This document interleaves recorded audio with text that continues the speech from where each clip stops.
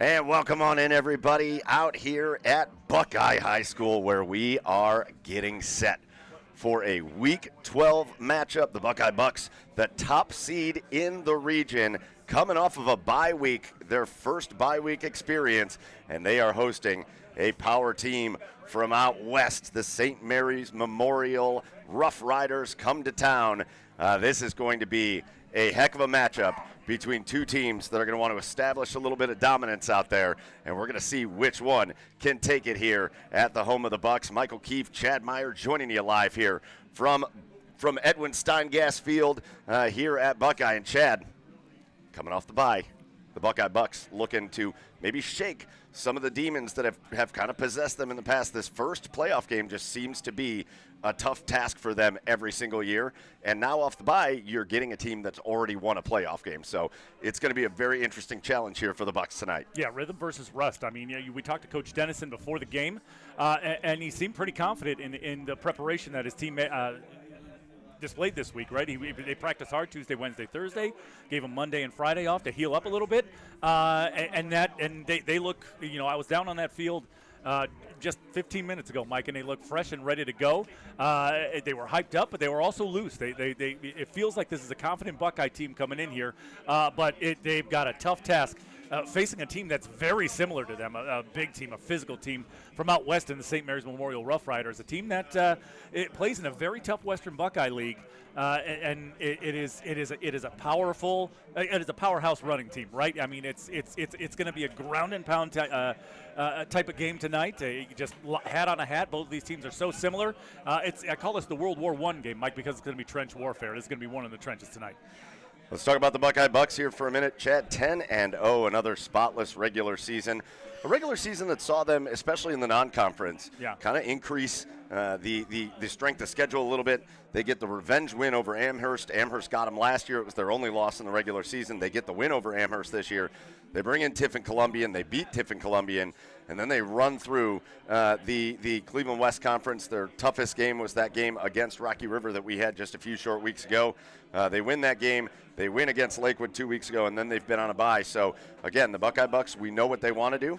But this is a Buckeye team that can kind of attack you in a lot of different ways. We talk a lot about the offense and about how they run the ball and about Ryan Wilhelm and Roman Kretler. And we saw just a ton of Braden Sopko in that Rocky River game. And we talk a lot about the offense, but really defensively, Chad, we've got a defense in Buckeye that has shut out 3 teams this year. They're allowing just 14 points per game. And again, a big reason why they have rattled off 10 wins on this regular season is because defensively they're stout and they're able to just let their offense go out and operate, and they are defensively just kind of shutting everybody down. Yeah, I mean, when you run a ball control offense like Buckeye does, that means you have to have supreme confidence in your defense that they're able to shut things down, that they're able to control the line of scrimmage, that they're able to recognize, run, and come up on that line of scrimmage and make some plays, get some of those tackles for losses, and they've done that very, very well this year. Been very stout against the run. So this is almost, if you're coming out of the bye week, Mike, again, I talked a little bit about rust, but coming out of the bye week, this is exactly the type of team you want to play if you're Buckeye, because this is a Buckeye team that is very good at stopping the run as well. So, one of these teams is going to have to try to make this team be a little bit more two-dimensional tonight. And Buckeye is, again, like I said, very good at stopping the run. So we'll see if they can make St. Mary's throw the football a little bit more than they want to tonight. And like you said, on the other side, it's the St. Mary's Memorial team that they've run for over 3,000 yards on the season. They run an old-school wing T formation, which means lots of misdirection. But, man, that offensive line up there creates a lot of holes for their running backs. And Caleb Schmidt and Dylan Fink and Luke Remmel have really made teams pay for it. Again, look at the losses for St. Mary's Memorial, and it's to a Galleon team that another fellow Medina team playing tonight in Cloverleaf. But Galleon 9-1, Bath 8-2, and in their conference, Wapakoneta 10-0. Those are their 3 losses. So this is a pretty battle-tested St. Mary's Memorial team. Yeah, battle-tested. I mean, you got Wapak, who won the conference this year at 10-0. And they've been kind of right on the cusp of winning that conference the last couple of years.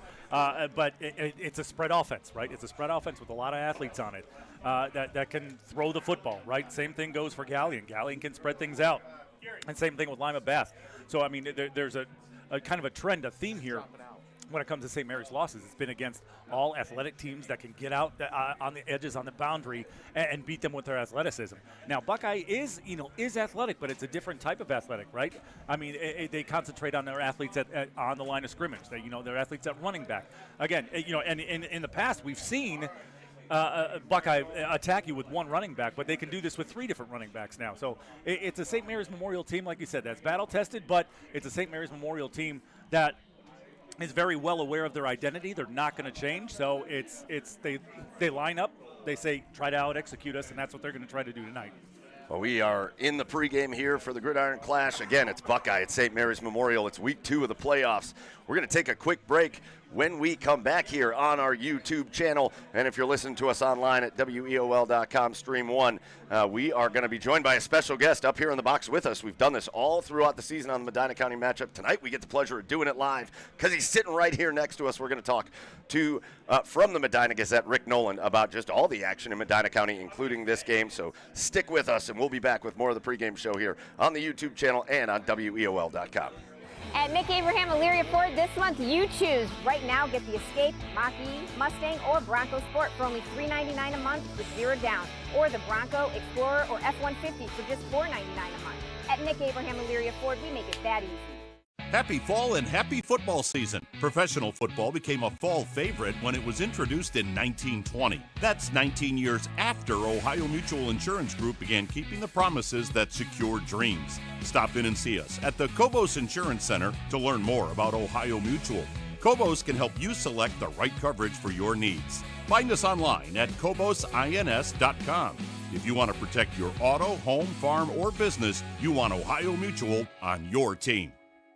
High school football in Lorain County is all about tradition, pride, and community, and that's what Stewart's Appliance is built on.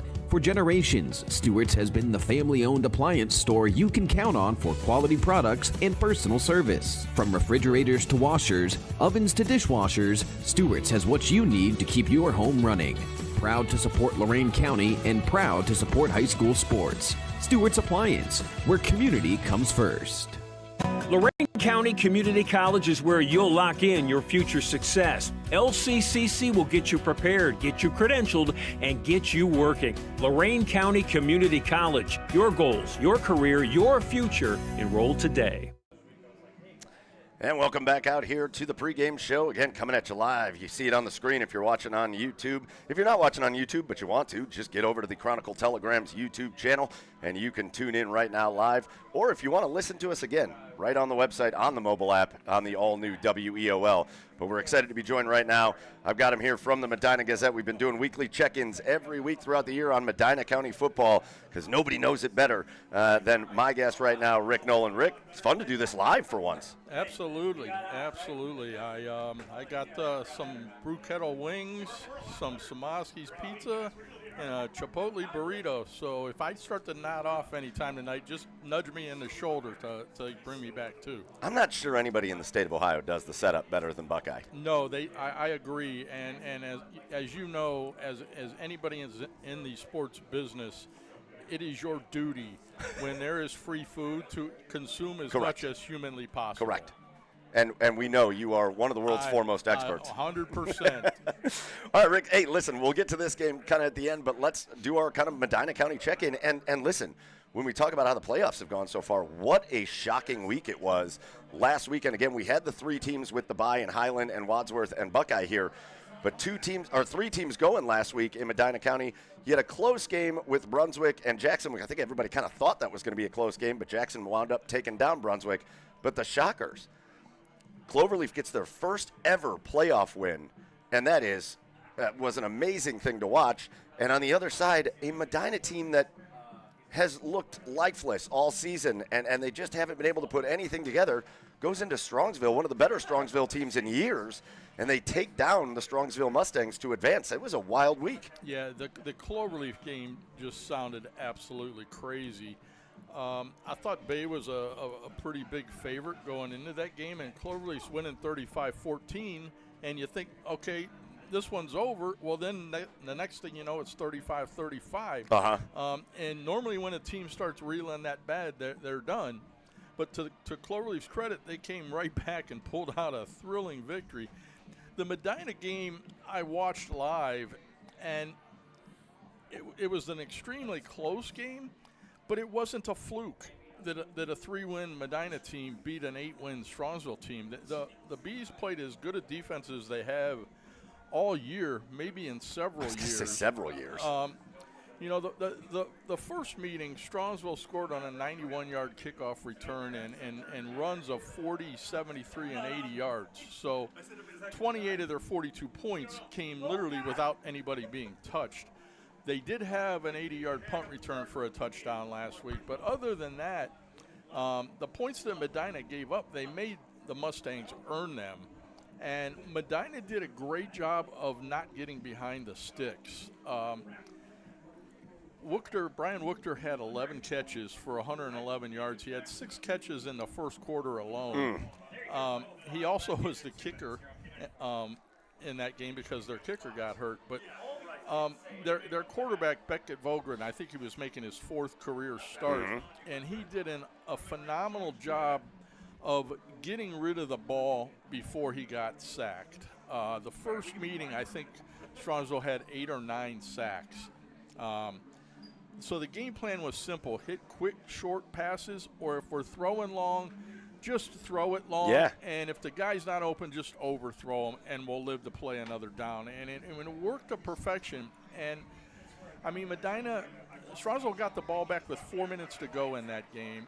And you thought they're going to run out the clock, but then Medina holds them 3 and out, gets the ball back, and runs in for a touchdown and wins the game. It's going to get a lot tougher tonight at McKinley, just as it's going to get immensely tougher for Cloverleaf at Gallion. But 2 huge wins for programs that Medina didn't have a very good regular season. Let's talk about, Rick, really quickly. Let's run through these games tonight, these Week 12 games, and let's start with these teams we've already talked about. Again, Medina at Tom Benson Hall of Fame Stadium taking on the Canton-McKinley Bulldogs. That is about as good of a Canton-McKinley Bulldogs team as they've had in quite some time. So what are your impressions of that one? Well, I mean, as shocked as I was that Medina won last week, I would be even more shocked if they won tonight. I hope they can just keep it close, give a good accounting of themselves. And if they give themselves a chance late, who knows? But McKinley's extremely good, extremely good. Again, you talked about the tough task. Also, Cloverleaf traveling all the way out to Gallion, a really good Gallion team, 9-1. They've coming off of the bye. Cloverleaf, again, get that first playoff win in program history, but it's a tough task tonight. Yeah, Gallion's not only 9-1, they're 9-1 against an extremely good schedule. Yes. So Cloverleaf's not going to do anything they haven't seen before. Again, Cloverleaf has made history already by winning a playoff game, so everything from here on out is gravy. Well, how good is that Gallion team? The team we're about to see tonight, the St. Mary's Memorial team, that's a very good football team. Gallion beat them 35-6 in Week 1. Absolutely. So let's talk about the teams we haven't seen. Wadsworth, St. Francis de Sales. That is set up to be a pretty good game between those 2 teams over there in Grizzly Country. Yeah, I think Wadsworth wins that game. I think they win it fairly convincingly, but it's not a cakewalk. St. Francis has immense athleticism at the skill positions, but Wadsworth is just so well-rounded and so deep and has so many playmakers that I can't see St. Francis stopping them on a consistent basis. We're also going to see the Highland Hornets for the first time in the playoffs tonight. They're going to get the Bees from Brecksville, Broadview Heights. Thoughts on the Hornets coming out of the break and that matchup against Brecksville? Running clock. Okay. Nailed it.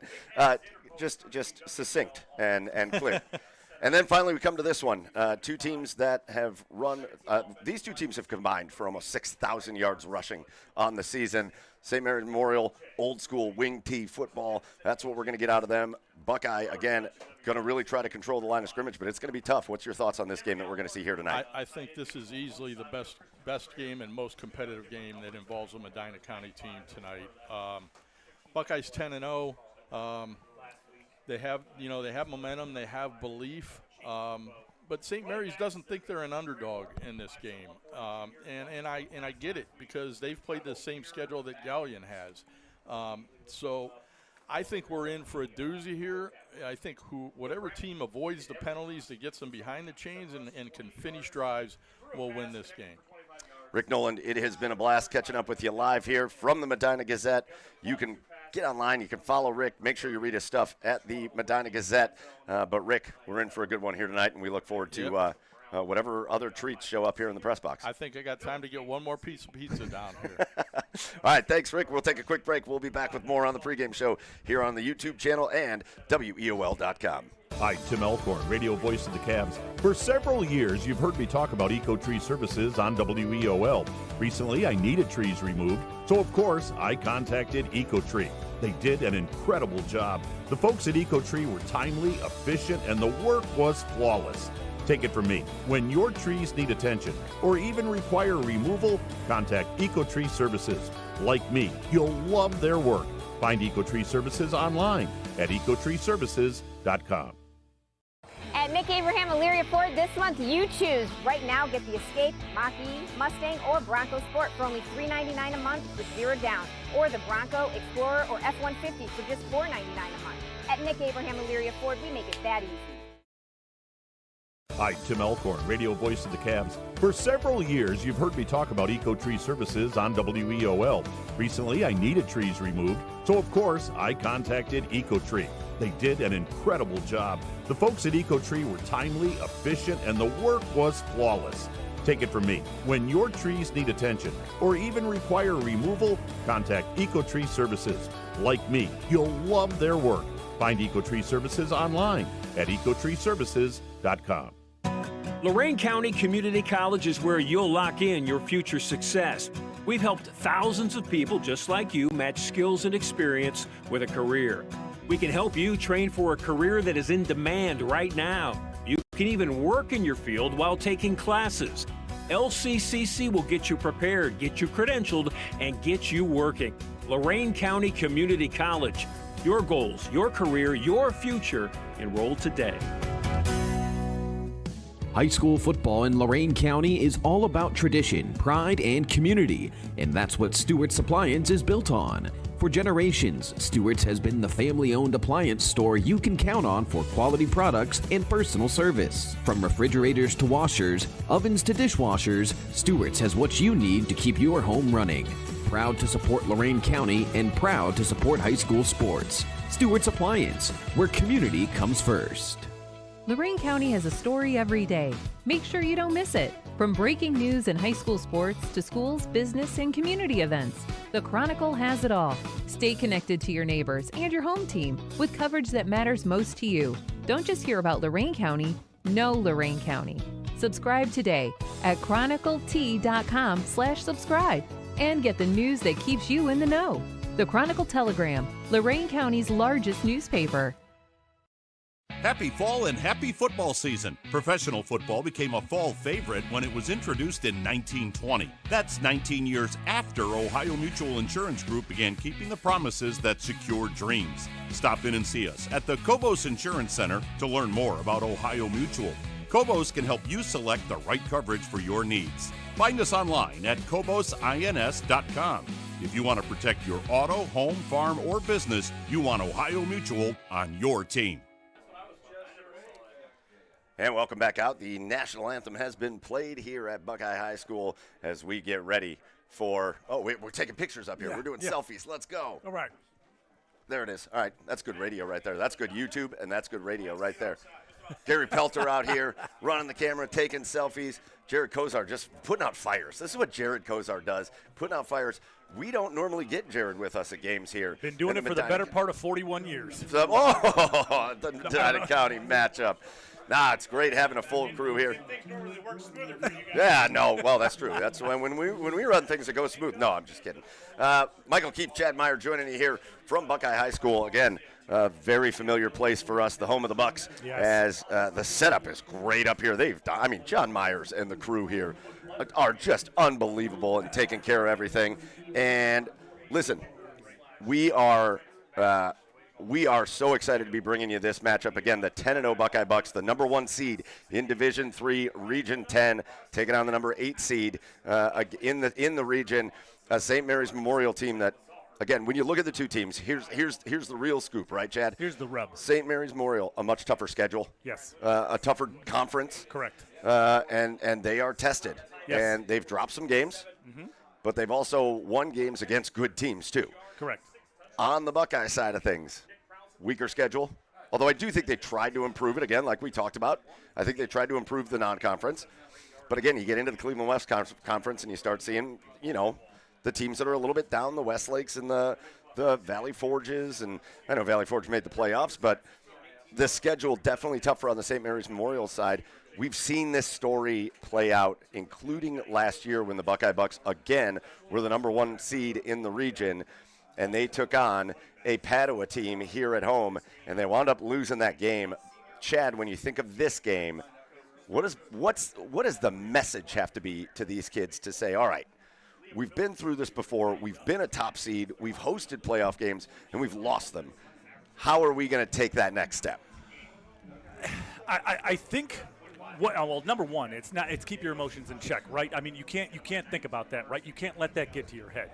You've got to go out and play your game. Just like St. Mary's, we know our identity. We're going to line up in the I. We're going to line up in the power I. We're going to give it to Brayton. We're going to give it to Ryan. We're going to give it to Liam. We're going to give it to Rowan, and we're going to try to dominate the line of scrimmage, right?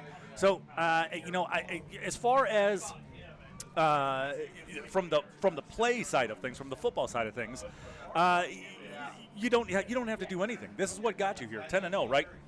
I mean, yes, I know that the schedule isn't as tough, but the good news is the better teams that they did play, they did get tested. They did get tested. Amherst was a 21-13 game. Tiffin Columbian, they only won by 5, right? The two, tougher teams in the Cleveland West Conference, in Bay and Rocky River, were very close games. So mentally they know what they need to do to overcome adversity, to be able to win close games. They know the things that they need to do to be able to hold on, right?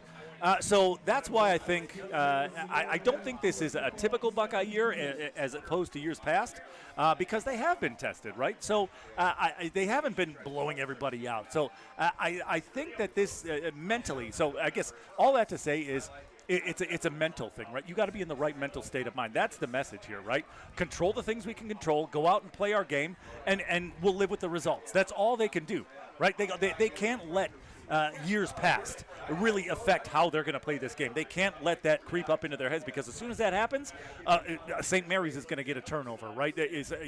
Buckeye's going to fumble. They're not going to make the plays that they need to win the football game. So it's really the mentality that they need to have going into this game is not to let the past creep in.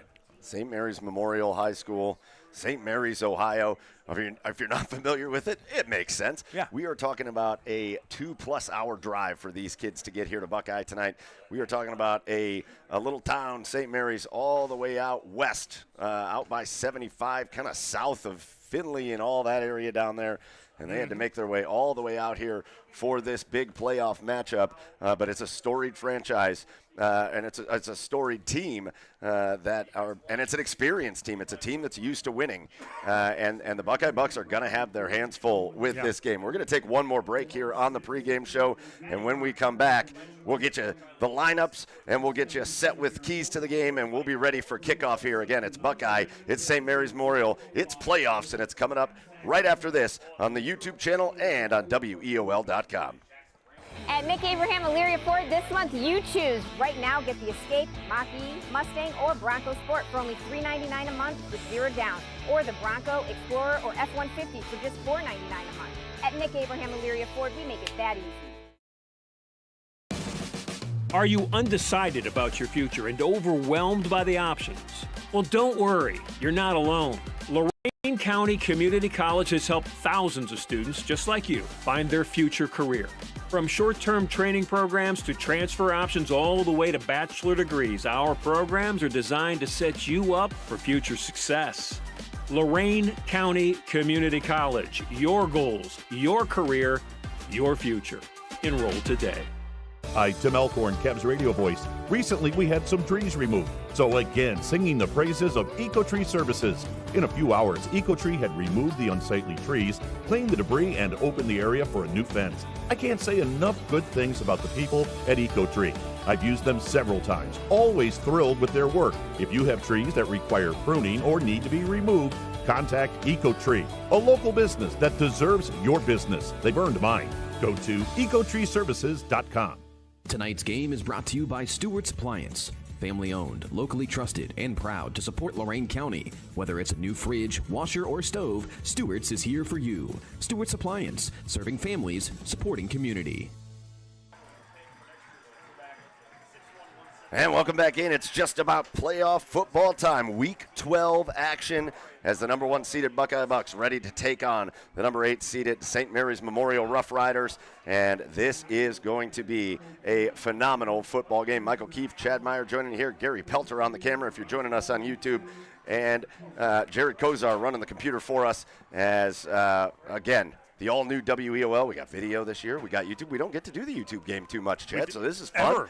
We never have. You get to watch all of our mistakes that we normally make throughout the course of the broadcast. You get to check it out right here. Yeah.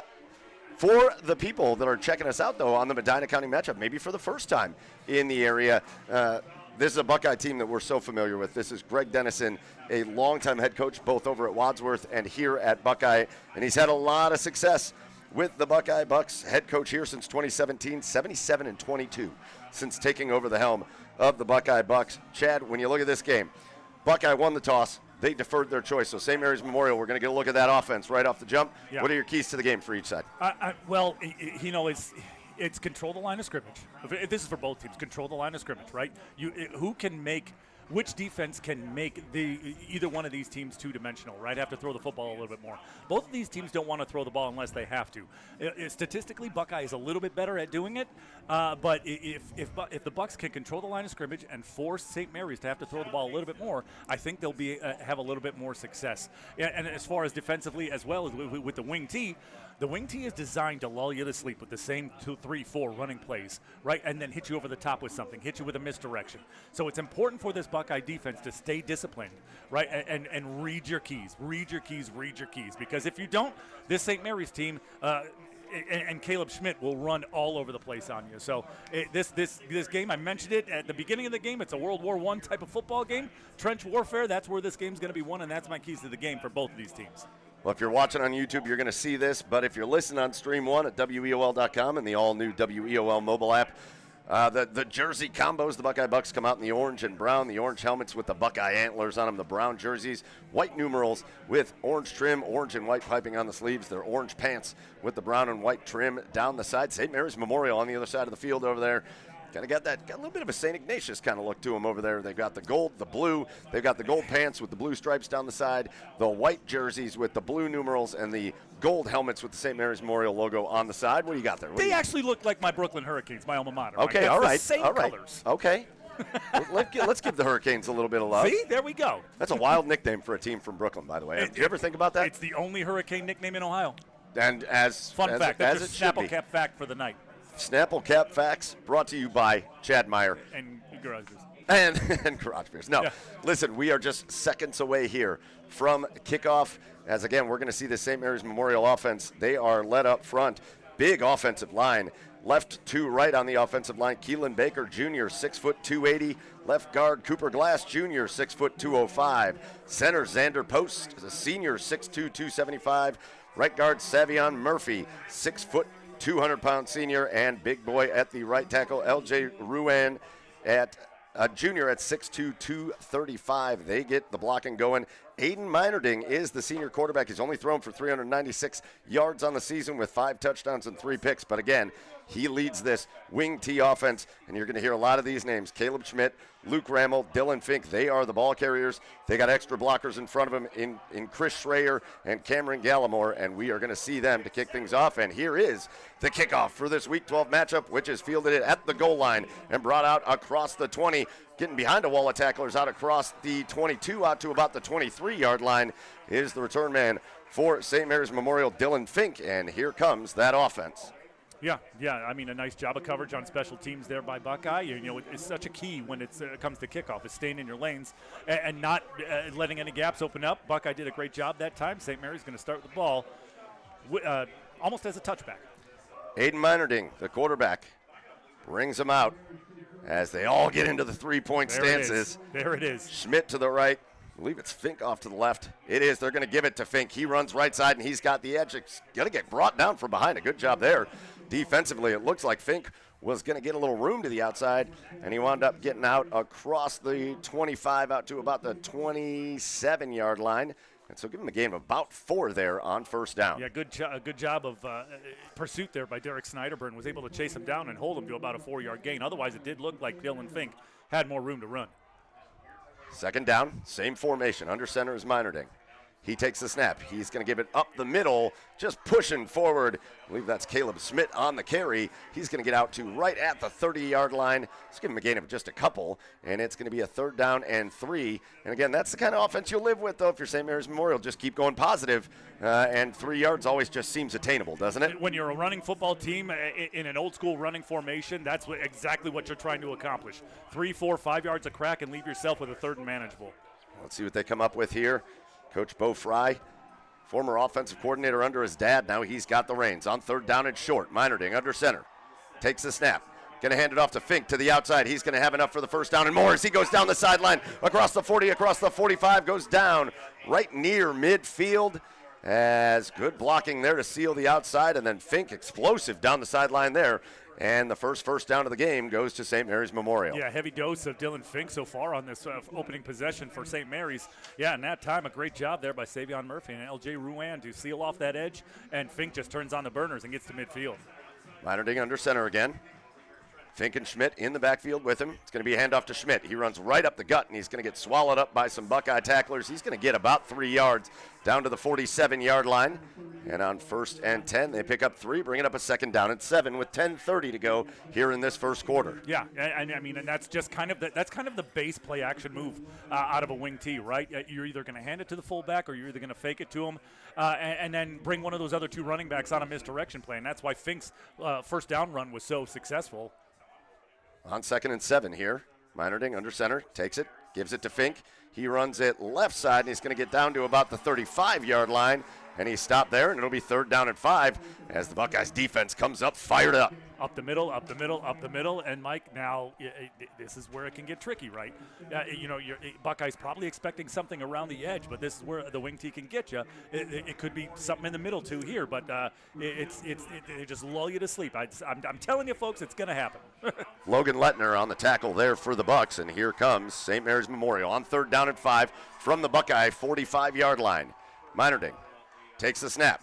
He's going to play action. He's looking to throw. He's still looking. Now he gets pressured in the backfield. He's rolling around. He's going to get hit in the backfield and brought down right at the line of scrimmage. Meinerding wound up getting back to the line, but nothing more.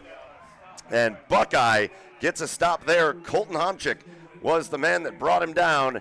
And now we'll see what the Rough Riders decide to do. It looks like they're sending the punt unit out. Yeah, a great job there. I mean, it was only one option on that route, or one option on that pass play, Mike. A good play action fake there by Meinerding, but it was well covered in the back, and Buckeye got a coverage sack, and they're going to get the ball. Well, Brady Triplett stands back at his own 40-yard line awaiting the snap. It is back. He's got it, and he's going to punt it away. Triplett booms this one. It's going to be fielded inside the 5-yard line. No. Now brought out across the 5, across the 10. And that is where the Buckeye Bucks are going to take over inside their own 15. I think they say he got to about the 14-yard line. And I think he just kind of got lost there on the return. As normally you want that to bounce at the 2-yard line.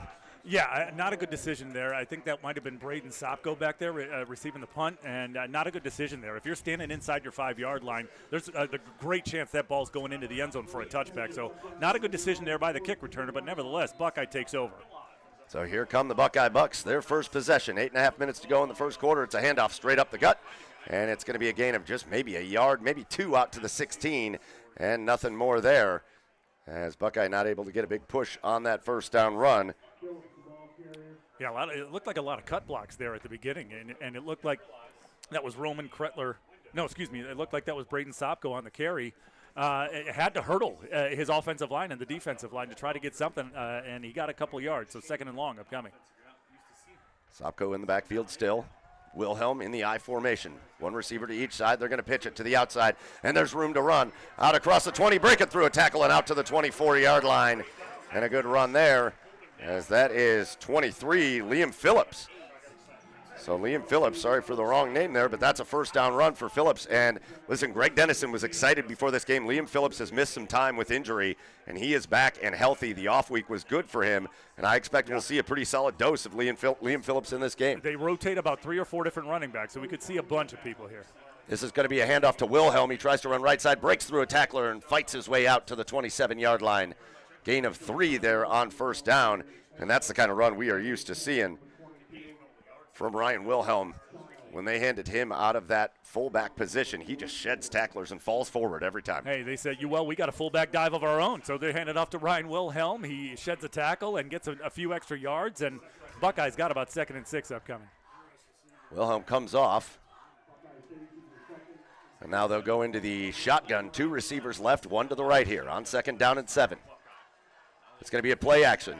Firing off to the side and incomplete, as that play never really had a chance. Turner Delata, the senior quarterback, against 6'5", 221 pounds, and there was just nothing really going on. That felt like kind of a broken play, and now Buckeye, deep in their own territory, facing a 3rd and 7. Yeah, I didn't really like that play, Mike. There was 2 receivers out to the left, ran the same route, a 5-yard comeback route. Wasn't really open. Turner Delata decided to try to make something out of nothing there. Forced to throw.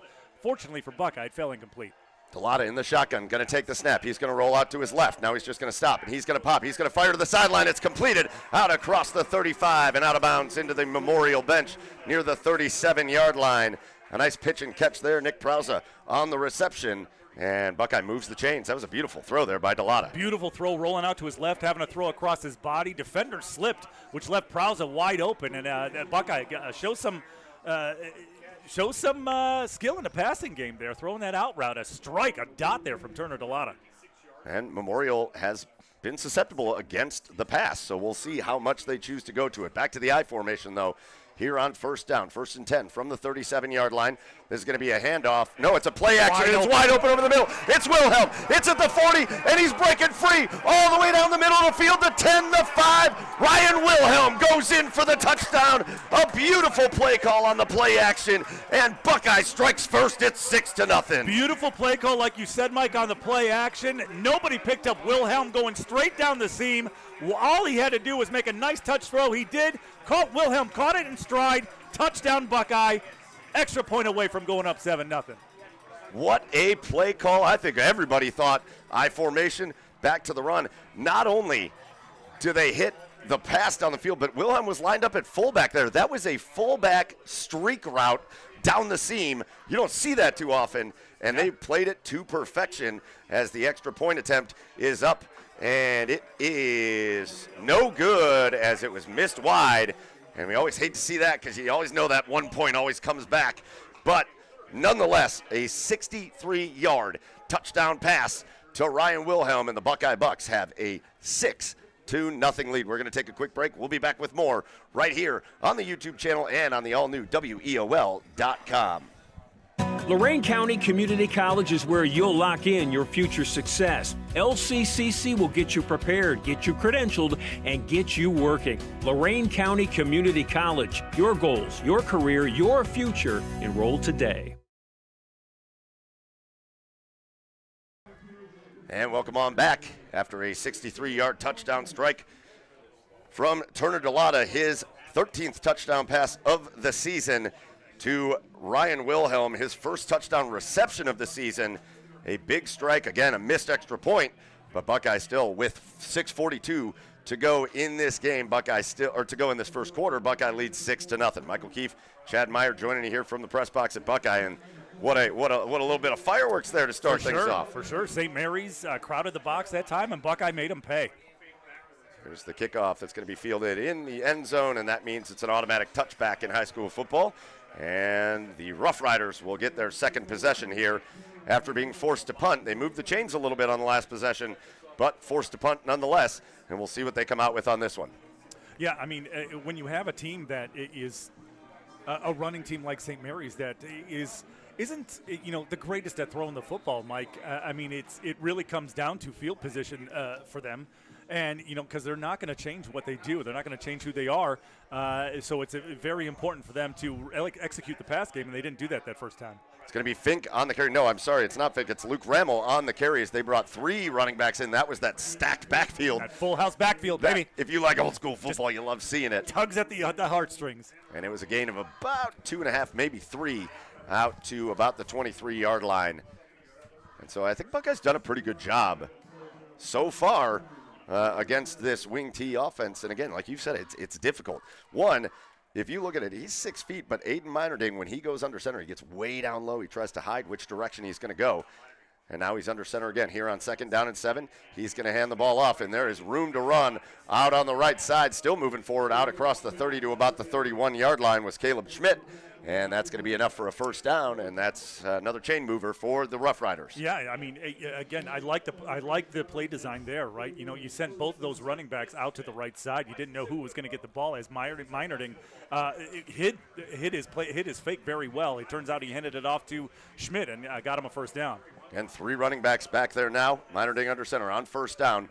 Going to hand it off. This is Fink, right side now. He tries to get around the corner, and he's brought down. Going to gain maybe 1.5 yards, maybe give him 2 out to the 34-yard line. Good job of tackling out there. And I think it may have been Roman Kretler on the tackle. It was Roman Kretler and Colton Homchick in on the tackle there, Mike. Good job coming off their blocks there and holding him to just a couple of yards on the play. I thought you looked at me kind of funny. I was wondering, but there's no other way to look at you, There's Chad. no other way to look at it, yeah. 2nd down, 8 yards to go here. 5 minutes to go here in this first quarter. It's going to be a handoff. Bouncing to the outside is Fink. Makes a couple men miss in the backfield. A nice little run there by Fink. He gets brought down at the 38-yard line. Give him 4 there. It'll be 3rd down and 3. That was a run that looked like Fink may have been caught up a couple times in the backfield, but he showed a little shiftiness there to get out of some tackles and picked up some positive yards. Made a nice little juke move. I think Dennis Sevchenko is still looking for his jock strap at the 35-yard line. Was able to make it a 3rd and manageable there for St. Mary's. So 3rd down, 3 yards to go from their own 38-yard line. Rough Riders, Meinerding under center. Going to take it, he's going to throw, he's going to fire it over here to the near side, and it's completed across the 40 out to the 43-yard line, and the expert point as well as Grady Hughes comes down with his 5th catch of the season. And that moves the chains. Yeah, simple comeback route. If St. Mary's can do that, and just to get Buckeye thinking about a little bit of a pass game, they could have more success in the run game. But, obviously we're not going to see much of that this game. But if they can make them think about it just a little bit, it could bode well for the Rough Riders. 1st and 10. This is going to be an inside handoff to Fink. He tries to run right side, and he gets stuffed right at the line of scrimmage. As Buckeye read that the whole way, they tried a little misdirection, inside handoff to Fink. And Buckeye stepped up and stopped the play right where it started. Yeah, that linebacking core, Ryan Wilhelm, geez, why can't I say that? Just scored a touchdown. And Shevchenko and Augustine, that defensive line did a great job coming off their blocks and stopping that counter play. It stopped at the line of scrimmage. Great defensive play there by the Bucks. 3 running backs in, 1 wide receiver left, Meinerding under center. On 2nd and 10 now, he's going to hand the ball off. They're going to run it left side this time, and there's plenty of room as down the sideline and out of bounds. But we got a flag that comes in. I do think there was a holding there, and I think they're going to get him on it. That got all the way across midfield to the Buckeye 45-yard line, but this is going to come back as Luke Remmel had a nice run there, but it was assisted by a hold on the outside. Yeah. I was going to give St. Mary's credit there for sealing off the edge, but it was a clear holding, take him back 10. But it was a nice run there by Remmel. So that'll move Memorial back to the 35-yard line. And that'll make it a 2nd down and about 18 after the holding. So that's a huge penalty, and this was one of the keys to the game, right, Chad, was which team is going to avoid the penalties, which team is going to avoid being behind the sticks, especially the way these teams like to play. This is not where you want to be if you're Memorial, so let's see what they come up with here as they send 1 receiver out to each side, 3 running backs in the backfield. Meinerding under center. He takes the snap. He hands the ball off to Fink. Fink trying to get around the outside, and he's going to get brought down there. Well, he's trying to get brought down back inside the 35 at the 34. Nearly a little bit of a dangerous tackle there, but Jacob Snyderburn brought him down almost had him by the horse collar there. I was a little nervous there as he was bringing him down, but he still got him for a loss. And now we got a 3rd and 19 coming up. Yeah, still chased him down there. A great job of pursuit, and you don't want to let him get around that edge because Fink has some jets to him. But Snyderburn held on and was able to make the tackle in 3rd and very, very long for St. Mary's. And this is where, if you are the Buckeye Bucks, you have to just make the play here to get the Rough Riders off the field. 3rd and 19 here. Meinerding takes it. He straight drop back. He's going to fire it out to the outside. It's completed out to about the 39, maybe the 40-yard line, and immediately hit and drop there was the receiver for the Memorial Rough Riders, Trey Moore. And that will bring out the punt unit again for St. Mary's Memorial. So Buckeyes defense holds tight once again. That's all you had to do was don't let anything get behind you. And the Buckeye defensive back on that left side made the play and held him to 4th and long, and Buckeyes going to get the ball back. Shane Metter and Nick Browse back to return this one. They stand inside their own 30. Punting it away, Brady Triplett punts it away from his 30, and it's a good punt, spiraling, received inside the 20 at about the 15-yard line. Now brought out across the 20 and room to run down the sideline at the 40, at the 45, and breaking tackles into the Rough Riders bench. As a good return there as Shane Metter broke through, and he's going to set Buckeye up with great field position after the punt. Yeah, found a gap to run through. Hit it hard, and he turned on the jets and was able to get a great return. Buckeye's going to start this possession with great field position. 1:58 to go here in the first quarter. Buckeye has a 6-0 lead over the Rough Riders of St. Mary Memorial, and they've got the ball back for their second possession. Turner Delata. Last time we saw him, he was throwing a 63-yard touchdown pass. This time he's going to hand the ball off. In the backfield, it's Phillips who gets across midfield, and he falls forward out to about the 48-yard line. Give him a gain of about 4 there on first down. It'll be 2nd and 6. Yep, simple pitch play. Got a few yards on it. Good blocking up front. 2nd and 5 upcoming. Listen, Greg Dennison made no bones about it. He wasn't sure how he felt about the bye week, but I will say this. This is a team that Braden Sopko has been injured a little bit. Roman Kretler has been injured a little bit. Liam Phillips has been injured a little bit. And so the bye week certainly helped them to get a little bit more healthy. You saw it on that run there, even though it was only 4 yards. On second down, they're going to pitch it to Phillips. He tries to run left side, gets out of a tackle, fights through his own man, and falls forward for a gain of about a yard, maybe a yard and a half, down to the 46-yard line. As that play looked like it was going to get blown up in the backfield. Instead, Phillips goes forward for about a yard, and it's going to be 3rd down and 4. Yeah, Tyler Compton, the WBL Defensive Player of the Year, looked like he might have had him by the ankles there to stop him for a loss, but Phillips was able to break that tackle and get a couple yards, make something out of nothing there. 3rd and very manageable coming up for Buckeye. Greg Dennison sends his boys in. Roman Kretler will jump in. 40 seconds to go here in the first quarter. Again, Buckeye with the ball. Leading 6-0. They've got it at the Rough Riders 45-yard line on 3rd down.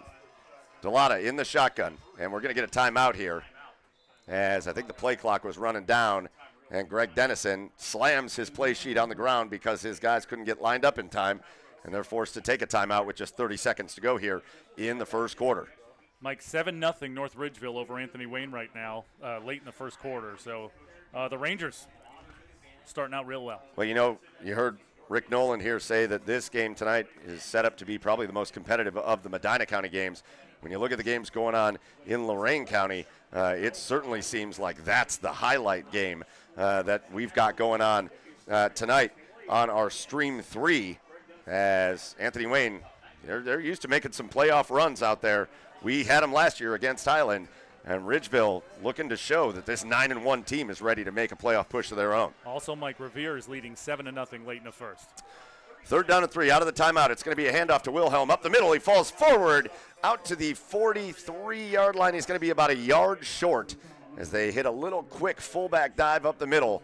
He's going to be a yard short. That is less than a yard. That's a couple of inches right where the officials have marked it, Mike. So we'll see. I mean, if you're Coach Dennison, you've got the momentum right now. I think he's going to keep the offense on the field right here. I'd be surprised if they run this play with 10 seconds to go in the quarter, but maybe they get up and try to get somebody to jump off sides. On 4th down, they bring in 3 guys in the backfield, 3 seconds on the clock. 2, they are going to run the play. They give it to Wilhelm. He goes up the middle, and he falls forward near the 40-yard line, and that's going to be enough for a first down, and that will end the first quarter. Buckeye is going to get a new set of downs after we come back after this break. Again, after 1, it's Buckeye 6, St. Mary's Memorial nothing right here on the Chronicle Telegram YouTube channel, and the all-new WEOL.com.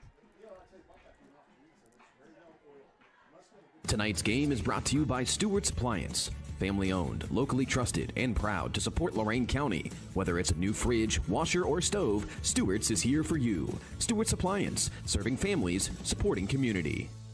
Happy fall and happy football season. Professional football became a fall favorite when it was introduced in 1920. That's 19 years after Ohio Mutual Insurance Group began keeping the promises that secured dreams. Stop in and see us at the Cobos Insurance Center to learn more about Ohio Mutual.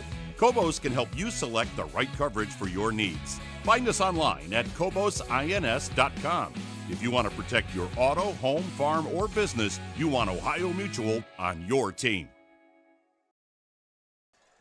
And welcome on back for the start of the second quarter here at Buckeye High School. The Bucks with the ball and a new set of downs as they're going to run a little end around, and it's in trouble. Prowse's got the ball. He's coming to the near side, and he does get around the 40-yard line, and he's going to go out of bounds inside the Buckeye bench at the 35-yard line. So a play that looked like it was in big trouble winds up gaining 5 yards for the Buckeye Bucks. Yeah, he was able to slip a tackle and use his speed to get the edge and again, make something out of nothing here. So St. Mary's defense is right there, has been right there to make a couple of plays, but Buckeye is able to slip out of that. 2nd down and 5 after the run. Ball at the 35-yard line of the Rough Riders. Delata in the shotgun. Going with a hard count. Now he gets the snap, gives it to Liam Phillips. He runs right side, and he's got blockers up the middle. As going all the way down inside the 20-yard line is Liam Phillips. Phillips falls down at the 20. And that was great blocking by the Buckeye Bucks offensive line, and now the Bucks find themselves in the red zone. Well, different formation that we haven't seen Buckeye run. A little split back with two wide receivers to either side, and they just run a simple counter tray there, and it goes for big yardage. So great blocking up front for sure. 2 receivers go far side to the right. 1st down and 10, ball at the 20. 2 receivers in the backfield. It's Phillips and Gretler with Delata. Delata takes it. He's going to give it to Phillip. Nope, it was Kretler who took it right up the middle. That was a nice quick handoff, had me fooled. He picks up 4 yards down to the 16. That might have been a direct snap to Kretler, but that's how fast that was. That's how fast it was. But yeah, Kretler squeaks through the line and gets another 5-yard gain. This is what we saw against Rocky River, Mike, getting 4 or 5 yards a crack. Buckeye will take it all day, and they are very content to run as much clock down as they need to, especially when they have the lead. 6-0 Buckeyes. Buckeye, not Buckeyes. It's a different game. That happens tomorrow. 10:50 to go. This is going to be a handoff. Phillips, he runs left side, and he falls forward for a gain of about 2 down to the 14-yard line. That'll bring up a 3rd down and 4. Yeah, just a simple dive play up the middle. Got what he could. 3rd and very manageable here for Buckeye. 10:30 to go here in this first half. Remember to stay tuned at halftime for the Cobos Insurance Center halftime show. Get you some band action. We'll get you some scores from around the area and more. Here on 3rd down and 4. From the 14-yard line, they need the 10 for a first. Delata under center. This is going to be a pitch play to Phillips. He runs left side, and he's not going to get enough for the first. He's going to gain a yard, maybe 2, down to about the 12-yard line, and that'll bring up a 4th down. And let's see what Coach Greg Dennison wants to do. Good job setting the edge that time by the right side of that Rough Rider defense. It forced Phillips to cut it back inside, and the help was there for St. Mary's, forcing them into this 4th down situation. And I don't see the kicker coming out here, Mike. So here we go, 4th and 2 here for Buckeye. Yeah, Braden Bonnet already missed an extra point, so they're going to keep the offense on the field. Huge play here, 4th down and 2 from the 12-yard line. Snap is back. It's Wilhelm on the carry. He's fighting forward, and I think he got hit in the backfield, but I think he fell across the 10-yard line to about the 9.5 and picked up the 1st down. Boy, what you can do when you just keep your feet moving in football, Mike. He lowered his shoulder that time. He did get hit. It looked like he might have gone down before the line to gain, but he didn't. He slipped the tackle, kept his feet turning, kept his balance, was able to get across, and it's 1st and goal for Buckeye. I don't think I've seen Ryan Wilhelm go down on first contact once in any game that we've seen them in. Nope. I formation, 1st and goal now from the 9-yard line. Man in motion is Prauza from left to right. Delata takes it, handoff straight up the middle. It's Phillips. He's got a little hole. He fights forward. He's down inside the 5. I think they're going to say he went down right at the 5-yard line to pick up a 4, and it'll be 2nd down and goal from there. Yeah, again, Buckeye, I mean, I would expect this same play, type of play, 3 more times, Mike. Buckeye's just going to line up, hand the ball off to either Phillips, to Wilhelm, to just try to push this ball into the end zone. Braden Bonnet comes in and goes out to wide receiver with Mason Delata out there far side to the right. I formation. Wilhelm and Phillips in the backfield. It's going to be a pitch play to Phillips. He runs left side. He's trying to get the corner. He fights through a tackle. He reaches forward, and he's going to go down at the 1-yard line as Liam Phillips reached the ball out there and just could not punch it over the goal line. Good job by Grady Hughes out there to make that tackle, but now it's 3rd down and goal from the 1. Yeah, Hughes makes the touchdown-saving tackle, but, Phillips tried to get that ball across the plane, didn't quite get there, and it's 3rd and goal for Buckeye. Here we go. 8 minutes to go here in the first half. Buckeye looking to extend their lead. On an I formation, handoff to Wilhelm. He fights forward. Signal is up. It's a 1-yard touchdown run. Ryan Wilhelm now with a receiving touchdown, a rushing touchdown, and the Buckeye Bucks have a 12-0 lead. Boy, what a night for the senior fullback, Mike. I mean, it just second touchdown of the night. This time it was from the power running of this Buckeye Bucks offense. Just a simple, methodical drive there by Buckeye, and they get into the end zone. It pays off for them. Well, they're going to look to get back that point that they missed on the extra point after their first touchdown. They got the offense still out on the field for a 2-point try. I formation. It's going to be a play action. Delata going to fire it out to a wide-open receiver who drops it in the end zone. Fired it to the right side, and it was absolutely wide open. And the receiver, Prauza, could not hold on to the ball. As I think, well, that may not have been. Actually, that might have been Derek Snyderburn. Yeah. And it was Derek Snyderburn out there. He just couldn't bring it in. And so Buckeye's going to still maintain that 12-0 lead. Yeah, I don't know why he didn't throw that earlier, because Snyderburn was open right away, Mike, and he just – I mean, it's plain and simple. Snyderburn just missed it. That's it. I mean, it was right in his chest, and Snyderburn just flat out dropped it. So, nevertheless, though, Buckeye is still up 12-0, and so far, this offense has had no worries. And I mean, if you're Coach Greg Dennison, any worries that you might have had coming in after the bye week are gone now. Now that you're into the flow of this game, with the way your defense is playing and with the way your offense is moving the football, you have to feel really, really good here with 7:57 to go in the first half. So far, St. Mary's Memorial's had the ball a couple of times. They were forced to punt on their first possession with just a strong defensive stand by Buckeye. On their last possession, a penalty really killed their drive, made it a 3rd down and 19 that they just weren't able to overcome. They punted it away there. And so like you said, between the penalty there, just one big penalty, one holding penalty, basically ended their drive. And between the Buckeye defense, it's been going really well to start for the Buckeye Bucks. Kickoff is away, and it sails through the end zone. So that'll be a touchback, and the Rough Riders, a team that averages 29 points per game on the season, is going to look to get some kind of offense going. Yep. And I mean, we'll see if they change things up. I doubt it's going to change much. Their offense has got them to this point of the season now, so I don't see why they would, but you definitely feel like they have to try to take some sort of momentum back, even if it's just a field goal, Mike. I mean, this is a kicker with a big leg. A big leg, an incredible leg. He's got a 49-yard field goal in his repertoire, so St. Mary's doesn't have to get the ball that far. There's still plenty of time, though, for them to get this in the end zone. Meinerden going to hand the ball off to Fink on first down. He tries to run right side, and he's got nowhere to go. Buckeye brings him down right at the line of scrimmage. And with 7:45 to go in the half, it's going to be 2nd down and 10. Yeah.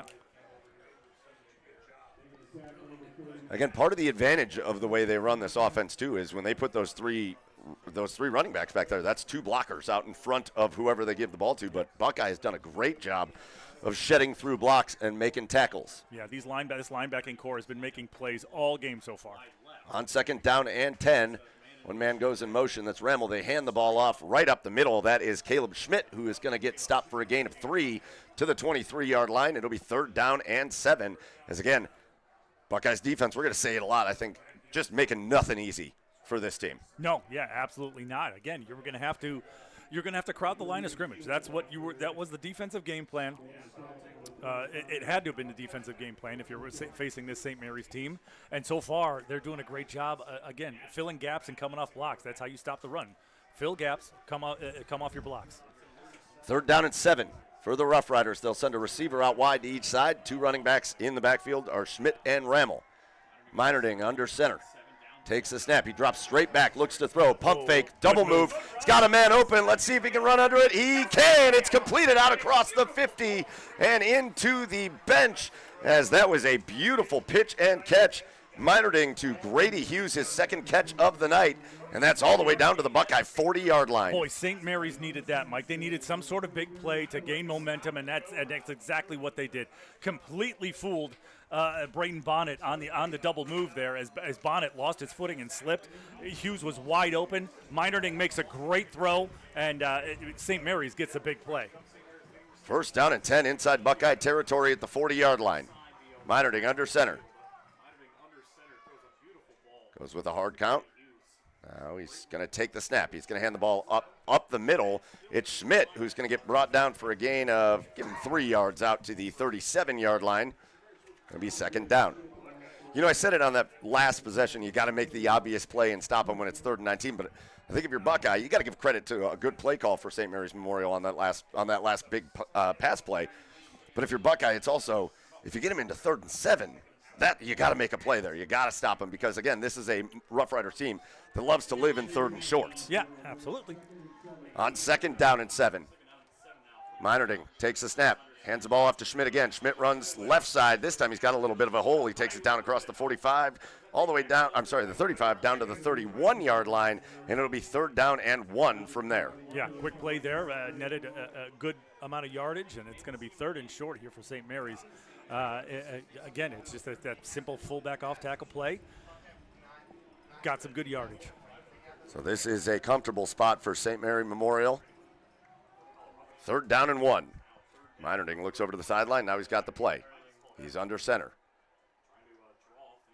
He waits. Now he's going to take it. They're just going to go straight quarterback run up the middle. As he keeps it, he sneaks it. Not only does he get the yard they needed, he gets a couple more after that. And he's brought down at the 27-yard line. Another first down for the Rough Riders. Yeah, simple quarterback sneak, simple push play there. netted. They didn't even need the push part. They didn't even need the push part, though, because they got it up front. And great job there to get the first down. 4.5 minutes to go here in the first half. Again, Buckeye with this 12-0 lead over the Rough Riders of St. Mary's Memorial. But now the Rough Riders are driving inside Buckeye territory at the 27-yard line. Minerding under center, takes a snap. Going to hand the ball off inside. It's Fink who tries to fight through some tackles, and again, he's just not going to be able to get through anything. It's an awkward landing for Fink, who is able to roll off, thankfully, and that's a gain of nothing. As again, they've tried to run that misdirection play, that little counter play on the inside handoff to Fink a couple of times, and each time they've tried to run it, Buckeye's been all over it.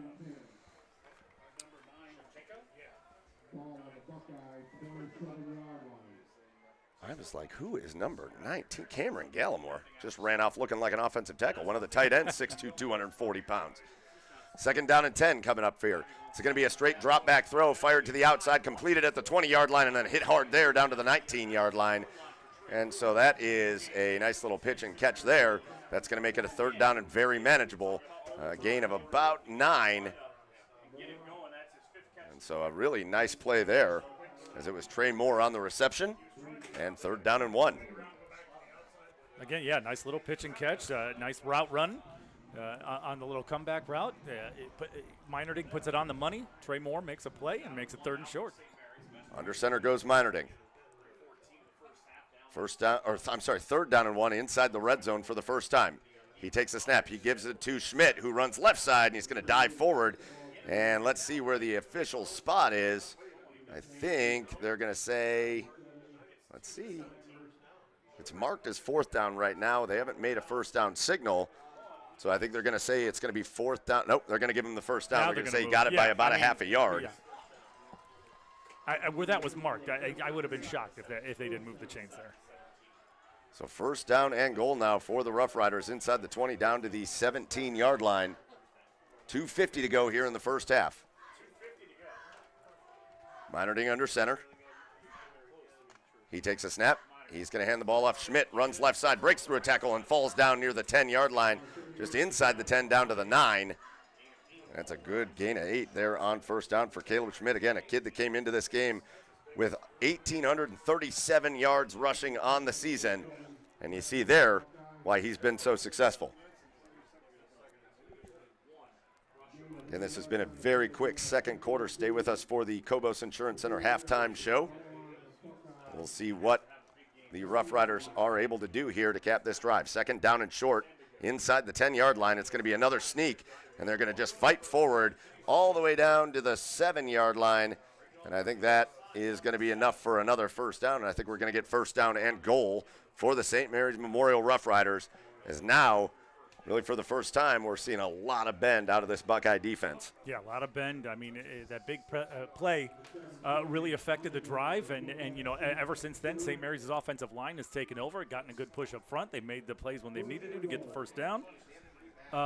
First down after first down, even some quarterback sneaks, and yeah, so this is a very vintage St. Mary's Memorial drive outside of that big pass play. 1 minute and 40 seconds to go in the half on first and goal. And we're going to get a false start as L.J. Ruane just jumped before the snap, and now we're going to get the officials. Oh, they just need to stop the clock. I'm sure they'll reset the clock a little bit, but 5-yard penalty there. And again, so far in what's been a pretty clean game, both penalties that have been called have gone against St. Mary's Memorial. So that backs up the Rough Riders to the 12-yard line. Still first down and goal, 1:34. And the clock will run. So 1:34 in the half. Again, Buckeye leading 12-0. Memorial looking to just get on the board before the half. Meinerding under center. On first and goal.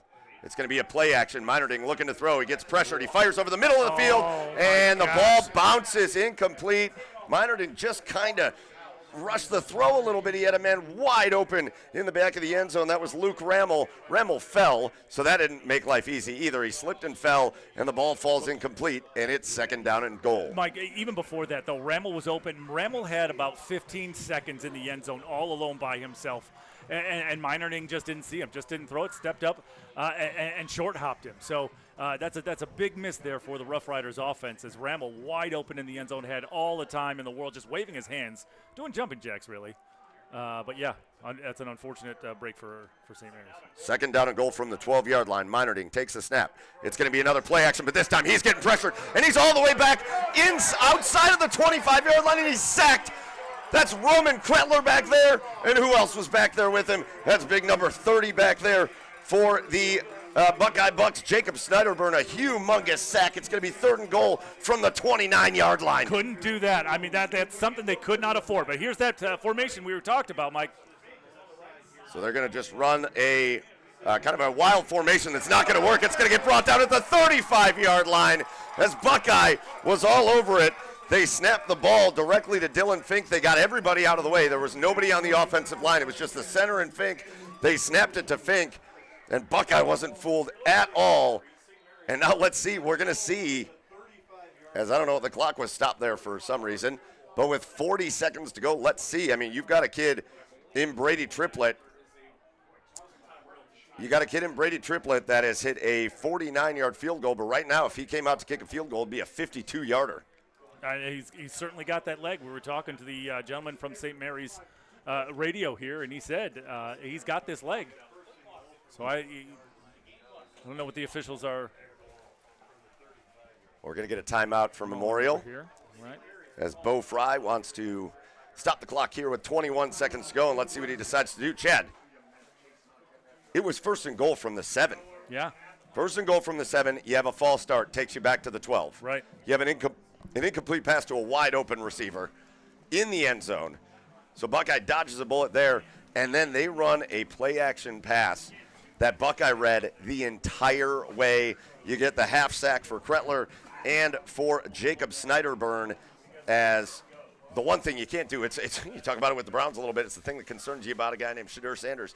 He scrambles backwards, just runs straight backwards, and gets sacked at the 29-yard line, making it third and goal, and then they run kind of that crazy formation play that goes nowhere all the way back to the 35-yard line. It's another, I think it counts as a sack. I think he was trying to throw the ball with Fink. Yeah. And we go from first and goal at the 7 to fourth and goal at the 35 with 21 seconds to go. Yeah, the one thing they could not afford to do, Mike, it happened. Now I'm Here very comes the field goal unit to see when he hits this, because you don't get to see this often, Mike, at this level of high school in Division III. A kid that can hit a 52-yarder. They reset the clock to 35 seconds. So here we go, a 52-yard attempt for Brady Triplett. Snap is back. It is placed. It is up. It's not going to be anywhere near long enough, though. He got under the ball, and it falls short at the goal line. And so what a stand there for Buckeye, and what a huge play that was, or what a huge series that was, Chad, because you'll remember Buckeye also deferred the kickoff, so they're getting the ball back. So it looked like the Rough Riders were at least going to be able to put a little momentum play up before the half, and instead Buckeye is going to go into halftime putting up a 0 against this Rough Riders team, and they get the ball back. Yeah, that's what they needed. Just disaster happened on that last series for St. Mary's once they got inside the 10. And, plays you just couldn't have happened, and fortunately great job by Buckeye to make the plays when they needed to prevent them from getting in the end zone. Caught a break with that incomplete pass to Luke Rammel in the end zone, and then and now they get the ball back. It's my least favorite rule in high school football. When you attempt a field goal and you miss it, if it's a long field goal, they just turn it into a touchback for the other team. It is a pet peeve rule of mine because it doesn't punish the team for missing. But Buckeye is going to get the ball here. They still got 30 seconds and 2 timeouts. So if Buckeye's able to move the ball a little bit, there's still an opportunity here for the Buckeye Bucks. And the fans here are upset, but this is the rule in high school football. On a long field goal attempt, it moves it to the 20. There's a big run up the middle, and this is Phillips, who's going to cut it to the left side, and he's going down the sideline. He's getting a block down the field. He's at the 40, the 30. He's going down the sideline, the 20, the 10, the 5. Breaks a touchdown run. What a play. 80 yards. Liam Phillips. And just like that, moments ago, Chad, it was 1st and goal at the 7 for the Rough Riders, and Liam Phillips just breaks an 80-yard touchdown run for the Bucks, and it's 18-0. And here we thought that we were going to go into halftime at 12-0, Mike, but Liam Phillips breaks a couple of tackles, uses his speed, gets around the edge, and turns on the afterburners and just hits a foot race to the end zone.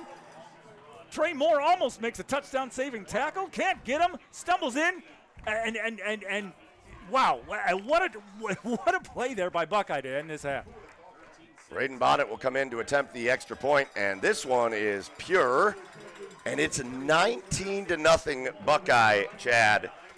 And if you are on the other sideline, if you're the Rough Riders, you got to feel like you just got punched right in the gut. It looked like you were about to put points up, and in one play, incredible blocking up the middle. Liam Phillips ran it to the right side between the guard and the tackle. He hit the gap, and then he looked to his left, and there were just no defenders over there, and he just beat everybody down the left sideline for that 80-yard scamper. And oh man, again, we just talked about it. Buckeye gets the ball back after the half, and now they've got a 19-0 lead. That's right. It's what a way to go into the half. Sorry, I'm taken aback. I'm working on these scores, Mike. I'm taken aback by some of these scores. I can't wait to give them to you. But I'm excited to hear them. But what a play to end the half for the Buckeye Bucks, to go up and especially getting the ball back, taking all the momentum into the locker room. What a job there by Liam Phillips and the rest of that Buckeye offense. Yeah, these boys are celebrating over here on the sideline. Again, job not done. This is a Memorial team that has been pretty good all the way throughout, but this has been a first half dominated by the Buckeye Bucks. Kickoff is away. It's just a squibber over to the right side that's going to be fielded and brought out across the 35 out to about the 39-yard line, and with 9 seconds to go, the Memorial offense will come back out. Again, we've got the Cobos Insurance Center halftime show coming up right after these next 9 seconds tick off. We'll see what the Rough Riders choose to do here. As Buckeye's going to go full prevent, they'll put 4 defensive backs all the way back inside their own 40-yard line. And the Rough Riders have it 1st and 10 at their own 40. So Meinerding's going to come out. He's going to go under center. He's going to send 1 wide receiver off wide to the left, 1 near side here to the right. Meinerding takes it. He's going to hand it off, and there's a big gap there out across the 50, across the 45, and brought down at the 40-yard line. That is Caleb Schmidt, and with 2 seconds to go, they will use a timeout, and they'll get at least 1 crack. As Caleb Schmidt, and that's the danger of going that prevent. Caleb Schmidt hit the hole, and there was just nobody there kind of at that second level, and really nobody was there to get to him until he had gotten all the way down to where those guys were playing prevent at the 40-yard line. Yeah. Again, you are going to be – and I don't think we saw the leg of Brady Triplett on his last field goal attempt. But even if he's got a massive leg, which, again, from everything we've heard, he does, I think they're still going to be outside of any kind of field goal ability here. It would be right here, because it would be, what, a 57-yarder? 56-and-a-half-yarder. Yeah. That's not something I would imagine we're going to see attempted. But you never know. Let's see what they come out and do, and I think they might actually – no, they've got Meinerding back in the game. So this should be the last play, barring a penalty, the last play of the first half. 2 seconds on the clock. Buckeyes got a 19-0 lead, and the Rough Riders of St. Mary's Memorial are going to get one last shot here. Straight drop back for Meinerding. He's going to fling the ball deep down the right side of the field towards the end zone. Couple defenders back there. It's intercepted in the end zone, and that's going to be the end of the first half as Logan Lettner got over there, his 6th interception of the season, and the Buckeye Bucks asserted their dominance. The top seed in Division III Region 10 looked like it in that first half. We go to the half with a 19-0 Buckeye lead. We're going to take a break, and when we come back, it's time for the Cobos Insurance Center halftime show. We'll show you some of the action from the band out there. We'll get you scores from around the area and so much more, so make sure you stay tuned. Again, up next, it's the Cobos Insurance Center halftime show right here on the Chronicle Telegram YouTube page and on the all-new WEOL.com. Happy fall and happy. Professional football became a fall favorite when it was introduced in 1920. That's 19 years after Ohio Mutual Insurance Group began keeping the promises that secure dreams. Stop in and see us at the Cobos Insurance Center to learn more about Ohio Mutual. Cobos can help you select the right coverage for your needs. Find us online at CobosINS.com. If you want to protect your auto, home, farm, or business, you want Ohio Mutual on your team. Hi, Tim Elkhorn, Cavs radio voice. Recently, we had some trees removed. So again, singing the praises of EcoTree Services. In a few hours, EcoTree had removed the unsightly trees, cleaned the debris, and opened the area for a new fence. I can't say enough good things about the people at EcoTree. I've used them several times, always thrilled with their work. If you have trees that require pruning or need to be removed, contact EcoTree, a local business that deserves your business. They've earned mine. Go to ecotreeservices.com. Are you undecided about your future and overwhelmed by the options? Well, don't worry. You're not alone. Lorain County Community College has helped thousands of students just like you find their future career. From short-term training programs to transfer options all the way to bachelor degrees, our programs are designed to set you up for future success. Lorain County Community College. Your goals, your career, your future. Enroll today. At Nick Abraham Elyria Ford this month, you choose. Right now, get the Escape, Mach-E, Mustang, or Bronco Sport for only $399 a month with 0 down. Or the Bronco, Explorer, or F-150 for just $499 a month. At Nick Abraham Elyria Ford, we make it that easy.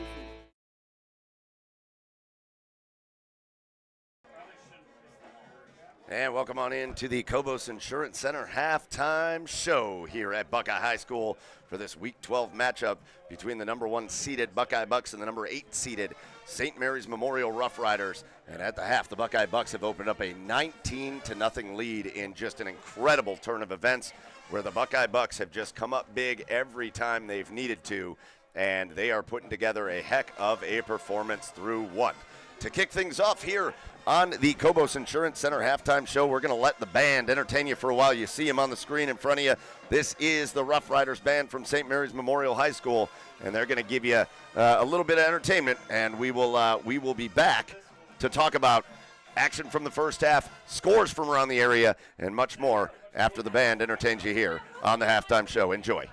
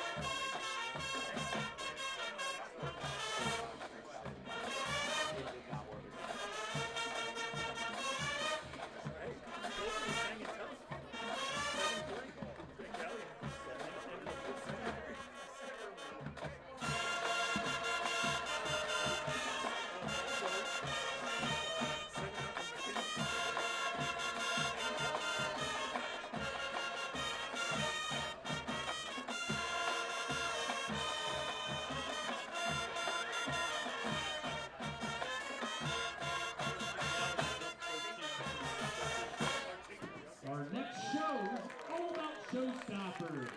Stab will present a powerful medley from The Greatest Showman, combining the emotional ballad Never Enough with the uplifting anthem From Now On. Our soloists include seniors Nathaniel Karras and Lincoln Waterman.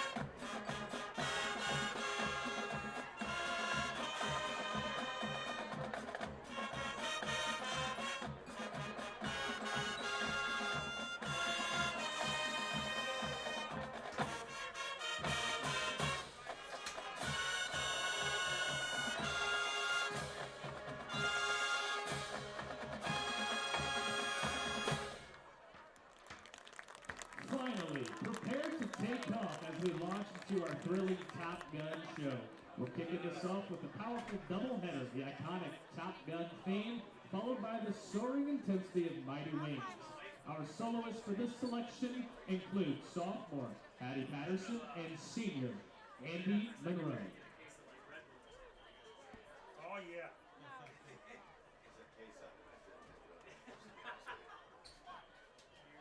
Wasn't the first thing I thought of.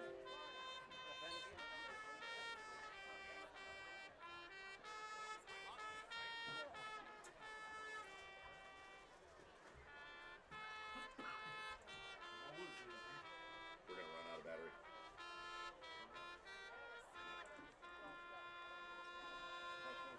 6 minutes. 6 minutes.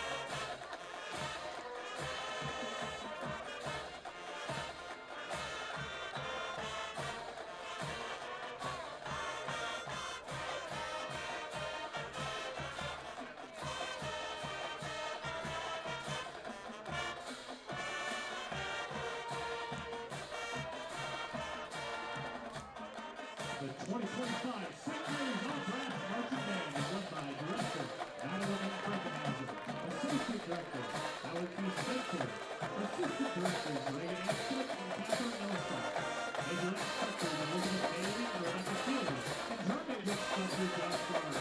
Leading the band on the field this season, Phil Commanders, Michael Keefe, Mateo Patterson, and Randy Bennett, as well as Drum Major Elizabeth Bailey and Assistant Drum Major. Happy fall and happy football season. Professional football became a fall favorite when it was introduced in 1920. That's 19 years after Ohio Mutual Insurance Group began keeping the promises that secured dreams. Stop in and see us at the Cobos Insurance Center to learn more about Ohio Mutual. Cobos can help you select the right coverage for your needs. Find us online at cobosins.com. If you want to protect your auto, home, farm, or business, you want Ohio Mutual on your team. Are you undecided about your future and overwhelmed by the options? Well, don't worry. You're not alone. Lorain County Community College has helped thousands of students just like you. The myth, the legend, he solved the technical difficulties, and now we are back on the air with 5:19 to go here in the third quarter. The Buckeye Bucks still have a 19-0 lead, and they just turned the ball over on downs. Well, they just turned St. Mary's Memorial over on downs, and now Buckeye with the ball, and a nice pass there from Delata to his receiver. Who made the catch?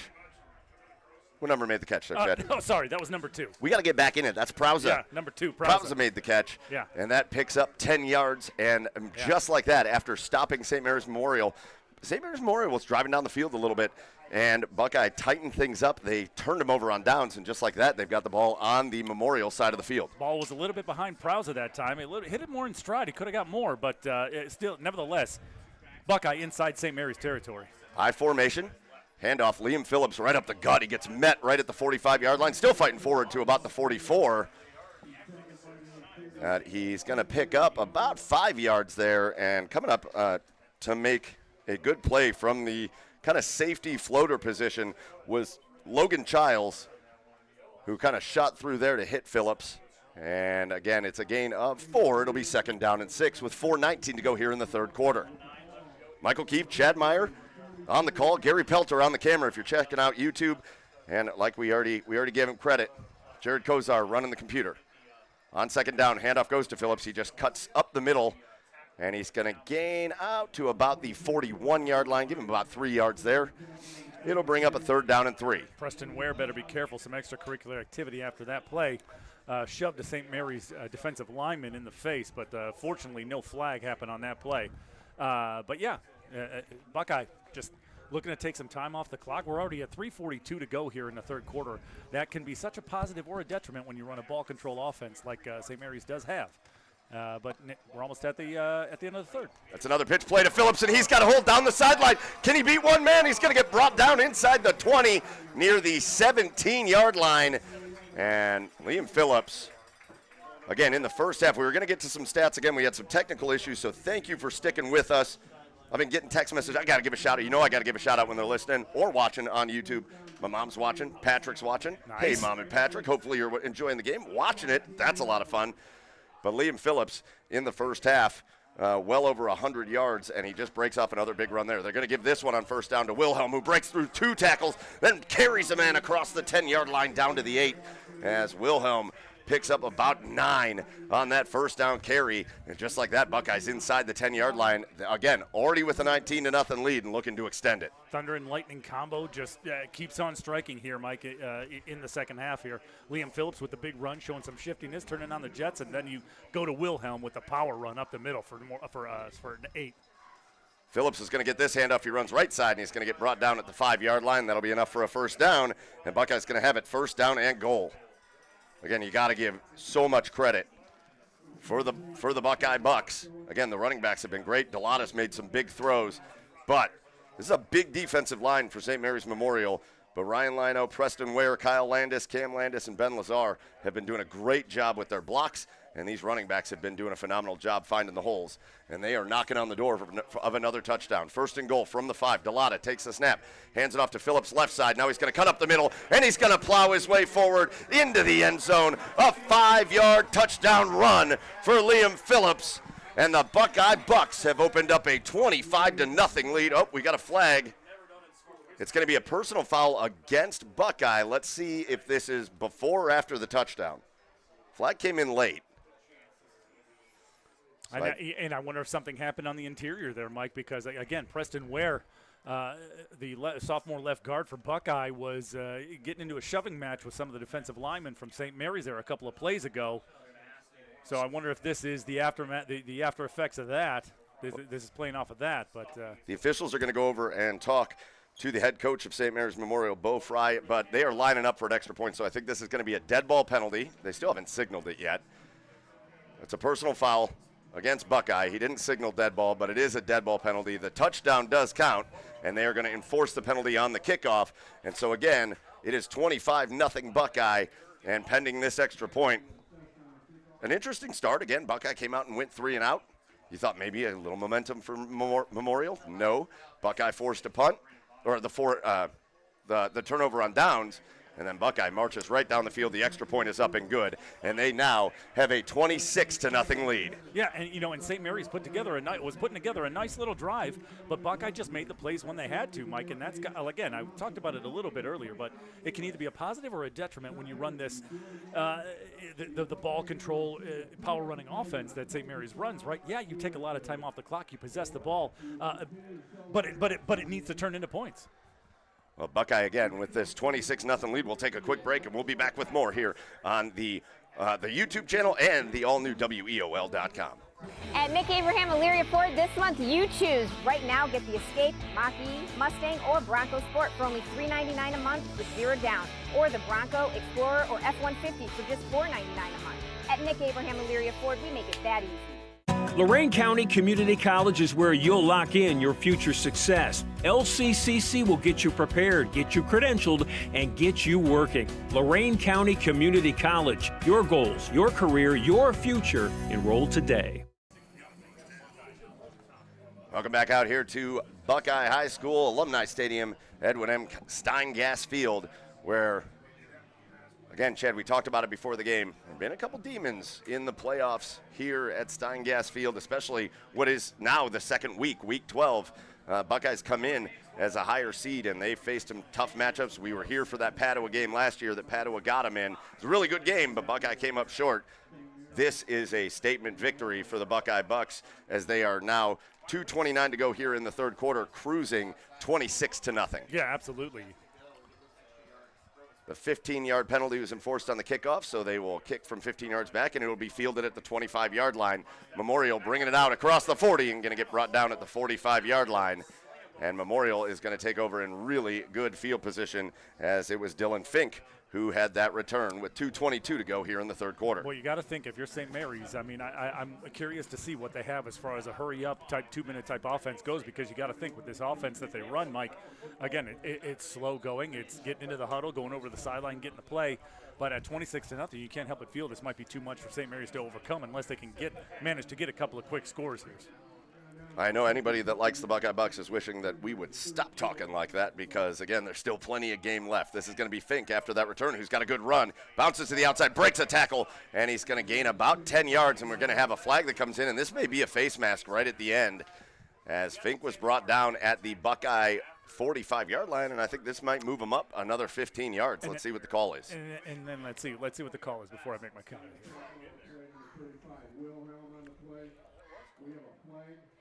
Yeah, it's a personal foul face mask penalty against Buckeye. So this is going to put Memorial just right after that touchdown, the penalty after the last touchdown, and now this penalty, and Memorial just like that has the ball at the 30-yard line. And then if you're the Buckeye Bucks, Mike, you can't help them out by doing this type of stuff. So, So St. Mary's in business right now at the 30-yard line. It's imperative that they punch it in from here. Clock down to about 2 minutes here in the third quarter. As Memorial, after the penalty is marked off, will come up on first down. There's going to be a handoff up the middle. This is Schmidt who's going to take it right side and plow forward for a gain of about 4 yards inside the 30 down to the 27-yard line. So Caleb Schmidt. And again, you got, I mean, yeah, I get it. This is who they are, Mike, but, I mean, you got to speed up. You're down 4 scores. Well, let's see what they do here. 2 receivers go out to each side. Schmidt under center on 2nd down and 5. I'm sorry, it wasn't Schmidt. It was Meinerding under center. He's going to hand the ball off, and Schmidt's going to take it inside the 25 down to the 23-yard line. And it'll be a 3rd down and 2 upcoming for the Rough Riders as we approach 1 minute to go here in the 3rd quarter. Again, we had a little technical issue there at the halftime show, so we want to give another thank you to the Cobos Insurance Center, your Ohio Mutual Insurance Group agent, for sponsoring the halftime show. You got a little bit of the band action in there. We got a couple breaks in, but thank you for sticking with us through it. On 3rd down and short. Handoff goes to Fink. Fink goes right side, and he's going to fight forward. He's going to have enough for the 1st down as he's inside the 20 down to the 19-yard line. It's a gain of 4, and that is going to bring up 1st down and 10 for the Rough Riders inside the red zone with 45 seconds to go in the quarter. Yeah, nice little run there to get across the sticks and keep the chains moving. St. Mary's. Well, let's see trying to get into the end zone here. See what they do. Clock down to 30 seconds. They'll run a play here on 1st down from the 19-yard line. Meinerding takes the snap, hands it off to Fink. Right side around the edge, and he gets tripped up from behind but still manages to fall forward for a few yards as he's going to pick up 6 or 7 actually on that run inside the 15 to the 14-yard line. So they're going to give him exactly 5 yards, and it'll bring up 2nd down. And let's see if they run a play. I think they are going to try to get one more play off before the end of the 3rd quarter. They're going to line up quickly. Clock down to 3, down to 2. They're going to take the snap. They're going to give it to Schmidt. He's going to run left side and bowl his way down to the 11-yard line. So it'll gain about 3. It'll be 3rd and short. And that's where we will start things up in the 4th quarter. 3 are in the books. The Buckeye Bucks, 26-0. St. Mary's Memorial looking to get on the board to start the 4th quarter. We'll be back with all the final action from this one here on YouTube and on the all-new WEOL.com.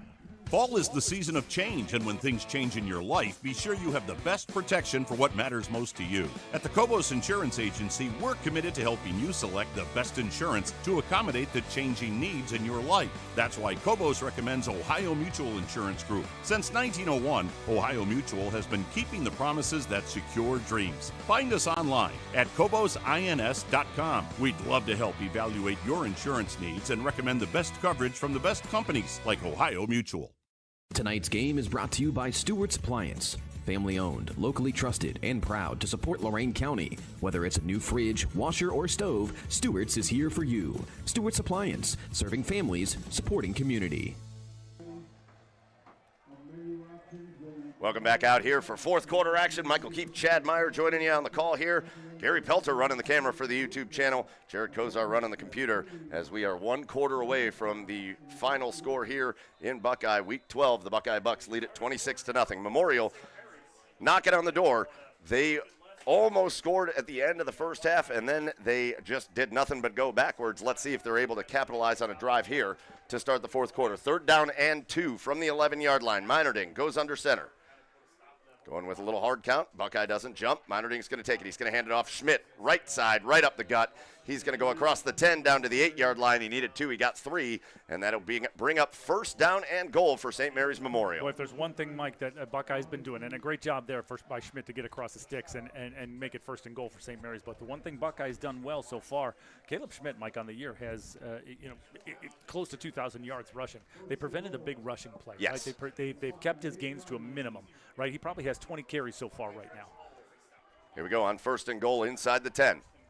Meinerding under center, takes a snap. He's going to hand the ball off. They're going to try to run right side to Fink, and he's got nowhere to go. He's going to get brought down for a big loss outside the 10, back to the 12-yard line.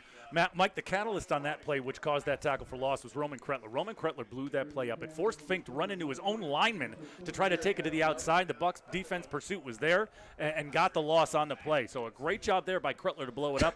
Great job there on the backside pursuit. You got to think you're feeling deja vu if you're the Rough Riders. They were, to end the 1st half, they were down here in scoring position, and then all they did was go backwards. That's right. 2 sacks. They were back at the 35-yard line. Another loss there. So it's second down and goal from the 12. Meinerding's going to take it. He's going to get sacked. It's the same thing, and it's Roman Kretler again. Meinerding gets sacked all the way back at the 20-yard line.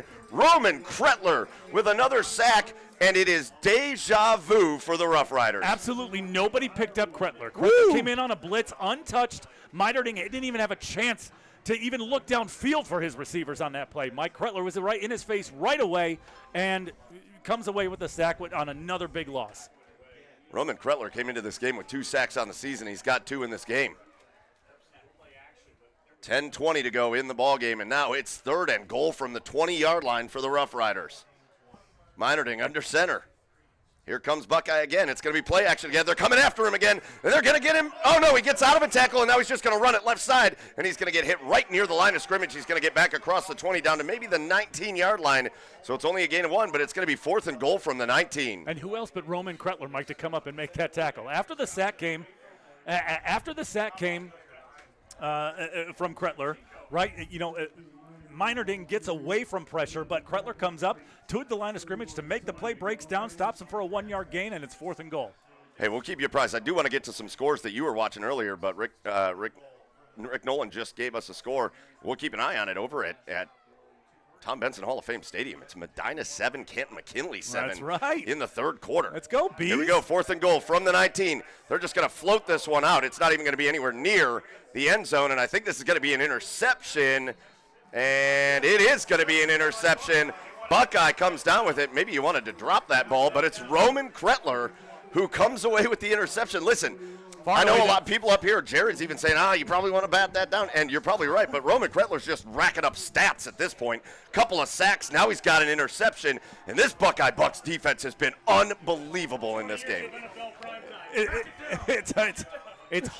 It's hard to do that, right? You see a big play, your eyes wide open, your eyes widen, and you're trying to, you want to make the play. So you're really not thinking that. I mean, obviously, strategy-wise, yes, you wanted to knock that down, but Kretler comes away with the interception regardless. Nobody's mad at him. Buckeye, defensive player of the game, Roman Kretler. There's going to be a handoff from the 5-yard line. Buckeye's going to give it to Phillips, who's just going to run right side, pick up maybe 2 yards out to the 7-yard line. And listen, you may have to have a conversation with the young man if the game is 10-7. Well, sure. Something like that, but it is 26-0 Buckeye with 8:56 to go in this game, clock winding down. And we're talking about a young man that's got multiple big tackles, multiple tackles for loss, multiple sacks in this game, and now he racks up an interception. That is a career game defensively for Kretler. 2nd down and 8. And we're going to get a flag, and I think we're going to get a false start against the Buckeye Bucks. That'll back them up half the distance, so it'll be 2nd down, and that'll move them about 3 yards, so 2nd down and about 11. For the first time, they went with a different look. As Buckeye started with Delata in a shotgun formation. He had 2 running backs on each hip. They put one in motion, and it caused a false start. And so with 8:19 to go, it's going to be 2nd down and 11 from the 4-yard line. Delata under center, going to give the ball to Wilhelm. Wilhelm's going to run right side, and he's just going to plow forward, as he always does, across the 5, out to about the 8-yard line, and that's going to be pretty much where they got after the last play. Yeah, up 4 scores right now. Buckeye just looking to take some time off this clock. They don't really care if they have to punt this football away to St. Mary's again, especially with the way their defense is playing. So Buckeye just content to run it out and get to the end of this game and get to next week. So here come the Bucks on 3rd down and 8. They need the 15 for a first. Delata will stand in the shotgun. Got 2 receivers right. He's going to go with a hard count. Now he's going to take it. He's going to roll right, and then he's going to hand it back off. And now it's going to be Phillips, who's got room to run. He's across the 10, and he's going to get brought down at about the 13-yard line. So he's not going to have enough. Looked like maybe he was going to get enough to get out there and grab that first down. He couldn't do it. Phillips gets up limping a little bit. But it's going to be 4th down and a yard, and I imagine that means we're going to see the punt squad for the Buckeye Bucks, and here they come. Yeah, absolutely. Phillips Phillips, a nice play call, a little misdirection that time. Action going to the right, and they give it to Phillips on the counter. Kind of almost jet sweep type of play. And Phillips gets around that left side, uses his speed to almost gets the first down, but Buckeye's going to punt it away. Braden Bonnet's going to stand in his end zone. He punts away a beauty. Oh, my goodness. He hammers this ball that goes all the way back, lands inside the 40-yard line. It's going to get fielded back at about the 20-yard line, and now there's just nowhere for the return man to go for Memorial, as he's going to get brought down. What a punt. Trey Moore. That is an unbelievable punt. They snapped that ball from the 14-yard line, and Memorial is going to have it at their own 11. What a punt. Incredible. I mean, and Trey Moore helped them out by running backwards a lot, along with the special teams, doing a great job of staying in their lane. 68-yard punt. In the air? No. You don't know how math works, do you, Chad? No, I don't. No, I know. Somebody teach this guy how math works. Please. 68 yards, Braden Bonnet. Whoa. Get me a calculator. That was unbelievable. Braden Bonnet averages 36 yards a punt, and he about doubled it there. Everybody just having a career game. So here comes Memorial, 1st and 10 at their own 12. 6:32 to go in this ball game, and they're trailing 26-0. Yeah. Yeah, they're just playing music while they're lined up, so we had to pause the game there. Logan Lettner out there. They're all dancing. Getting into it along with Braden Bonnet. Having a good time. Well, come on now. We got to get to the end of the game here. We still got to have 6.5 minutes to go, but hey. Let's get to the end of the game here. As now we're going to reset things, our Memorial. And here comes Aiden Meinerding and the Rough Riders. 1st and 10 from the 12. Meinerding takes it, and he hands the ball off up the middle, and that is Schmidt, who takes it across the 15 out to the 17-yard line. It's a gain of 5. Be 2nd and 5 from there. Chet, you were looking at scores before. We never got to them, but what was standing out to you? What was standing out on the score side? Again, Medina hanging tough, like we just said. Tied up right now, 7-7 to Canton McKinley. North Ridgeville, Anthony Wayne, perennial playoff team, but North Ridgeville up on him big right now, 21-7. 28-7 now on our stream, too. Here comes a handoff up the middle. It's going to gain just maybe a yard out to the 18. Highland against Brecksville. Highland up 38-0. So as expected, you called it, Rick Nolan, before the game when we talked. You said that's probably going to be a running clock, and it is. Yeah, it's not a surprise there. As Highland is going to take on the winner of that North Ridgeville and Anthony Wayne game. So that's the prize of winning that game is the Highland Hornets. Best of luck. Show us what they've won, Johnny. Here comes the snap, and it's going to be a pass play, and it's a good one. Completed out near the 25-yard line, brought down at the 24 officially, and that's enough for a first down as Trey Moore on the reception. That was a nice little pitch and catch from Meinerding to Moore to pick up the first down, and the chains move for the Rough Riders as we tick down to about 5 minutes to go in this game. Yeah, just a nice little pitch and catch on the comeback right there by Trey Moore. Meinerding puts it right in his numbers, and they move the sticks. 5 minutes exactly as they're going to hand the ball off, and this is going to be Fink, who breaks through a couple tackles. He's out at the 40-yard line, down the sideline to the 50, and he's going to get brought down. Well, he steps out of bounds inside Buckeye territory at the 49. Another score update from our buddy Rick Nolan and the crew that's covering all Medina County football for the Gazette. Things have gotten away from the Cloverleaf Colts, and they are down now big to Galleon 34-3. That's a really good Galleon team, and the Colts just not able to keep up there. But a great season for the Colts as this play on first down goes absolutely nowhere. 3 Buckeye defenders there to stop Schmidt up the middle. They hit him hard, and it's no gain. Yeah, great job at plugging up the middle there by that Buckeye defense. Just nothing doing for him on that play. 2nd and long upcoming. 4:35 to go in the game. 26-0 is the Buckeye lead. Now they're just trying to pitch a shutout, and we're going to have another sack. They ran another play action, and Buckeye read it all the way.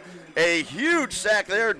It's Shevchenko that says, I want to get in on this action as he sacks Meinerding for a big loss all the way back to the 42-yard line. Every time a play-action pass has come for the St. Mary's Memorial Rough Riders, pressure has come from straight up the middle.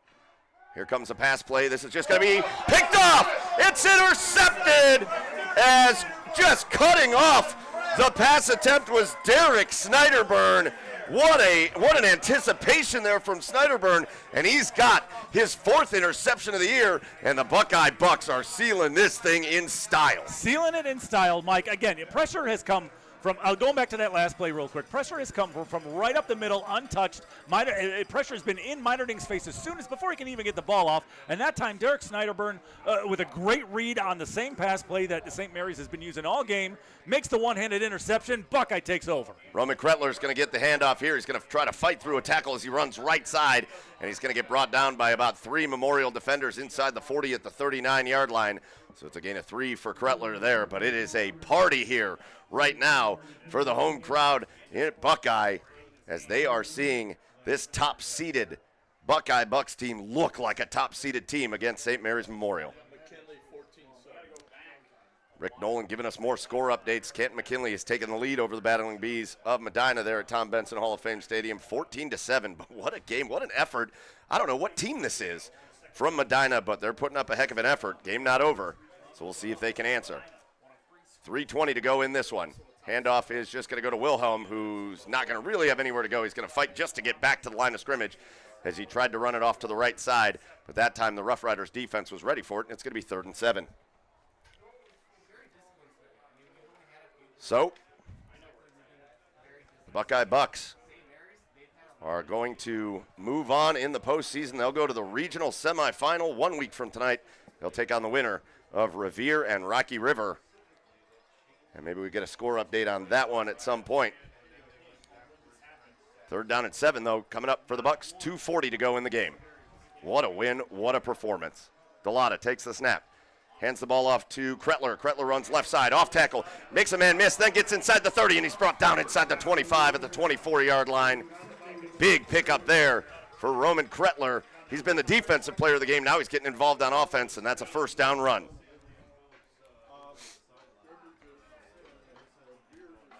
.225 to go, clock rolling. Ball at the 24.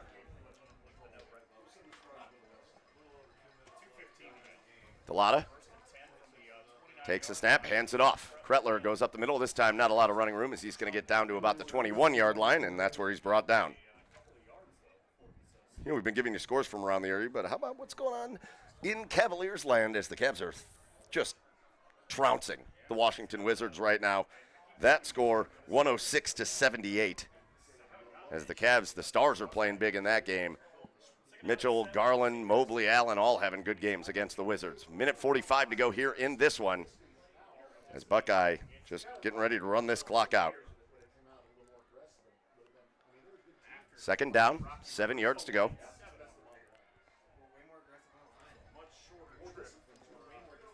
This is going to be a handoff up the middle. Wilhelm takes it inside the 20 down to the 17-yard line. Give him 4, and it'll be 3rd and 3 with a minute 20 to go in the game.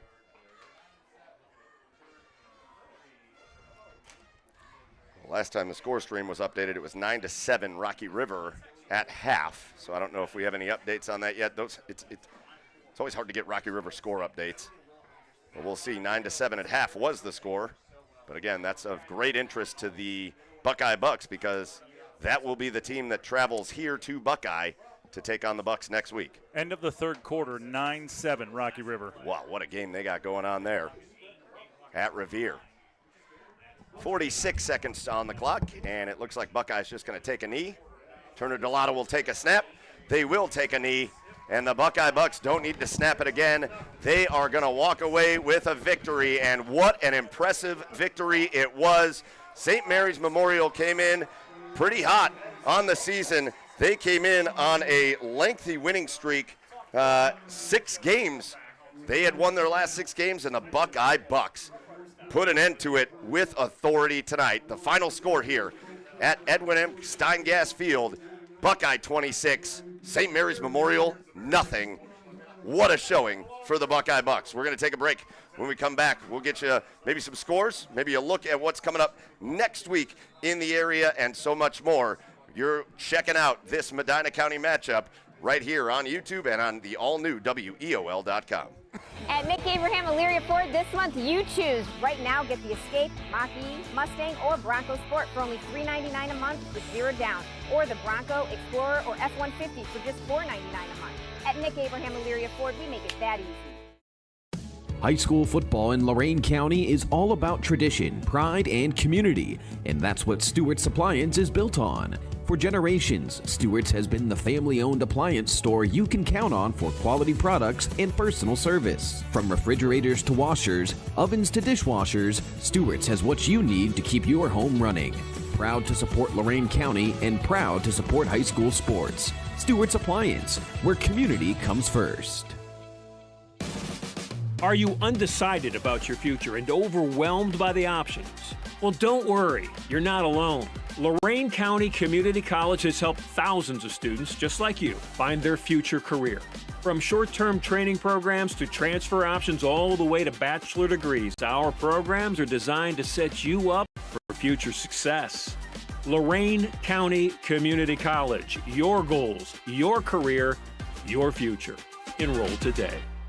Fall is the season of change, and when things change in your life, be sure you have the best protection for what matters most to you. At the Cobos Insurance Agency, we're committed to helping you select the best insurance to accommodate the changing needs in your life. That's why Cobos recommends Ohio Mutual Insurance Group. Since 1901, Ohio Mutual has been keeping the promises that secure dreams. Find us online at CobosINS.com. We'd love to help evaluate your insurance needs and recommend the best coverage from the best companies like Ohio Mutual. Welcome on in. It's a final score here from Alumni Stadium at Buckeye High School down here in Valley City, where the Buckeye Bucks put on as impressive of an outing as you could have possibly expected out of them. 26-0 is the final score over the St. Mary's Memorial Rough Riders, a team that had to ride 2 hours on the bus to get out here, a team that had a successful season, a team that came on a 6-game winning streak. But the Buckeye Bucks, they made a statement here, and this, for a playoff victory for Buckeye, is about as big as it gets. This goes back to a couple years ago when they took Norton out of the playoffs, and that was such a huge win. This is big. Buckeye has punched their ticket to the regional semifinal. Again, they will take on the winner of Rocky River and Revere right here at Alumni Stadium next week. And so, big-time stuff for the Buckeye Bucks. Michael Keefe, Chad Meyer joining you here. Again, big shout out to Gary Pelter, who was on the camera for us, and to Jared Kozar, who ran the computer for us. And Chad, we've been calling Buckeye Bucks games for a long, long, long time. I said to Greg Dennison before the game that the win over Rocky River was one of the most impressive wins that I've seen them have because of the way that they made up their mind that they were going to go into I formation and they weren't going to let Rocky River stop them, and that's what happened. I'm going to add this to the list. This outing from the Buckeye Bucks, this is one of the best ones I've ever seen from them. Yeah. I mean, it's certainly one of the most complete ones, right? And, you know, they had a good mix of the run and the pass. Turner Delata was good in the passing game. These receivers were able to get separation and get open for Turner to be able to make good throws, and they just the Buckeye Bucks had just a well-balanced attack tonight, and defensively, it was the biggest key. You had to shut down the run, and that's exactly what they did tonight. But not to mention a few other huge defensive plays, because when you forced St. Mary's, I talked about forcing St. Mary's to be two-dimensional. When you force St. Mary's to throw, immediate pressure right in their face, and I believe it was 5 sacks tonight, as well in the passing game, as well as that late interception. So just a Buckeye just dominant in all 3 phases of the game tonight. And Chad, I think the other thing that you got to give credit to, I want to give credit to Greg Dennison and his coaching staff, especially his defensive coaching staff. That offensively, that game went exactly how they wanted it to go. But defensively, it was the players executing on there. But they saw something when they were watching film of St. Mary's Memorial, a team that they're not very familiar with at all, Chad.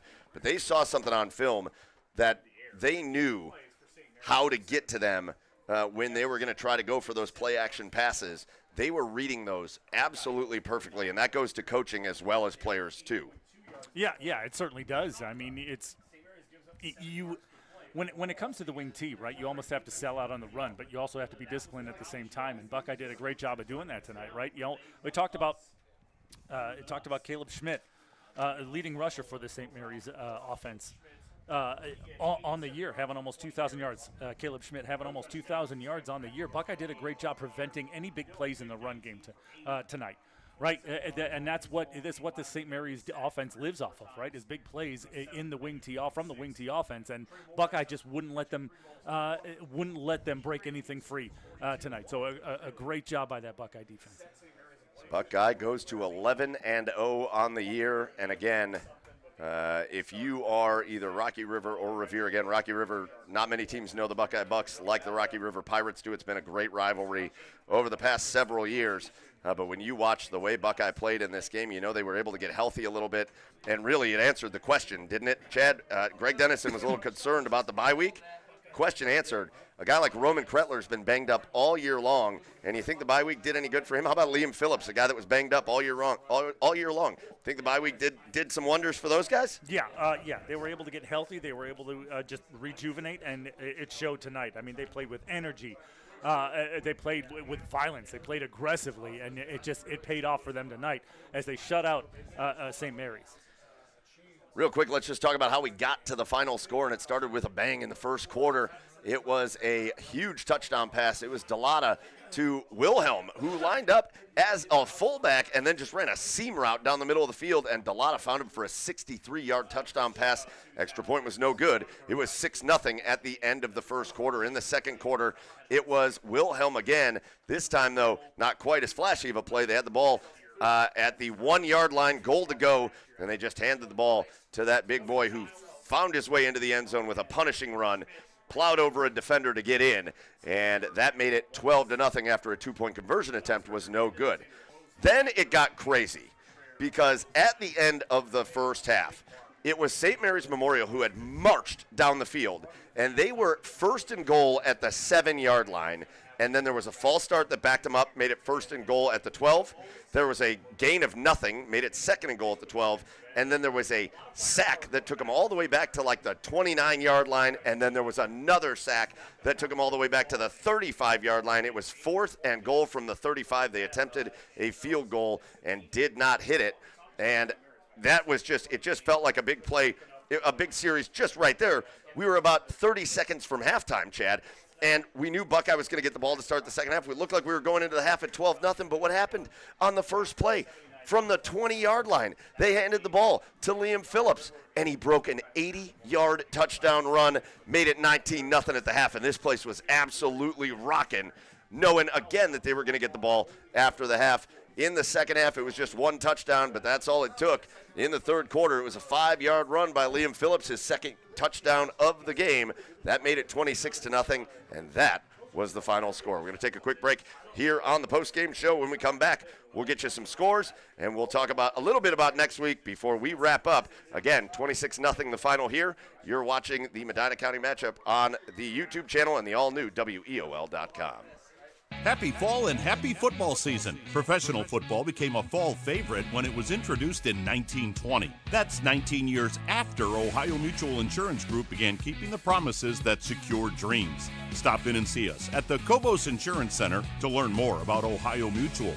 Cobos can help you select the right coverage for your needs. Find us online at cobosins.com. If you want to protect your auto, home, farm, or business, you want Ohio Mutual on your team. Lorain County Community College is where you'll lock in your future success. We've helped thousands of people just like you match skills and experience with a career. We can help you train for a career that is in demand right now. You can even work in your field while taking classes. LCCC will get you prepared, get you credentialed, and get you working. Lorain County Community College. Your goals, your career, your future. Enroll today. At Nick Abraham Elyria Ford this month, you choose. Right now, get the Escape, Mach-E, Mustang, or Bronco Sport for only $399 a month with 0 down. Or the Bronco, Explorer, or F-150 for just $499 a month. At Nick Abraham Elyria Ford, we make it that easy. Hi, Tim Elkhorn, radio voice of the Cavs. For several years, you've heard me talk about Eco-Tree Services on WEOL. Recently, I needed trees removed, so of course, I contacted Eco-Tree. They did an incredible job. The folks at Eco-Tree were timely, efficient, and the work was flawless. Take it from me. When your trees need attention or even require removal, contact EcoTree Services. Like me, you'll love their work. Find EcoTree Services online at ecotreeservices.com. Welcome back into the postgame show here from Alumni Stadium, Edwin M. Stein-Gas Field, Buckeye High School, where it is a happy, happy crowd, and it's going to be a long drive home for the St. Mary's Memorial Rough Riders as Buckeye wins this one 26-0. Congrats to the Rough Riders, though. A fantastic season, a playoff victory last week, a wild playoff victory, a come from behind. They outscored who'd they play? Copley last week. They outscored them 19-7 in the fourth, or to 6 in the fourth quarter to come away with a victory. But their season ends tonight at the hands of the Buckeye Bucks, who just absolutely put on a do-everything dominant performance. Michael Keefe, Chad Meyer joining you here from Buckeye High School, where now we're just kind of starting to look ahead, and we pretty much know our matchups for next week. And again, you know us here on WEOL. We cover all of Lorain County sports. We cover all of Medina County sports. And we're going to have 2 Lorain County teams standing at the end of this night. Congrats to Columbia on a great season, but it looks like their night coming to an end against Dalton tonight. Congrats to Cloverleaf. First ever playoff victory for the Cloverleaf Colts over Bay last week. Unfortunately, their prize for winning that game was a Galleon team that is really, really good. And Cloverleaf could not keep up with Galleon in that game.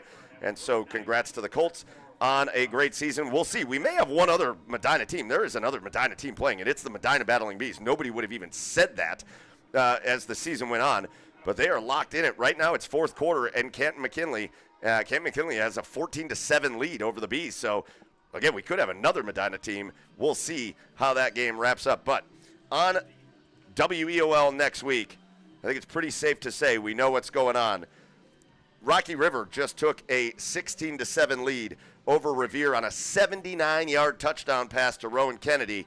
And so Rocky River late in that game up 16-7. We'll see. Again, there's still a lot of game to play there, but the winner of that game between Rocky River and Revere is going to play right here at Buckeye next week, and you'll be able to check that out on WEOL. Again, we don't know what the format will be. We don't know what the streams will be, but you'll definitely be able to check out that game on WEOL. And the other games, again, assuming things hold as they are, it's going to be Avon at Wadsworth, and that is a game to circle. It's a Wadsworth team filled with Division I talent, Division I college football talent against the defending state champion Avon Eagles. And how about the North Ridgeville Rangers absolutely dominating Anthony Wayne in this game tonight? They're up 42-7. North Ridgeville over Anthony Wayne. That is unbelievable what the Rangers are doing to Anthony Wayne. The prize for North Ridgeville is going to be the 1 seed in Division II, Region 6, and it's going to be as good of a Highland Hornets team as they have ever had at Highland.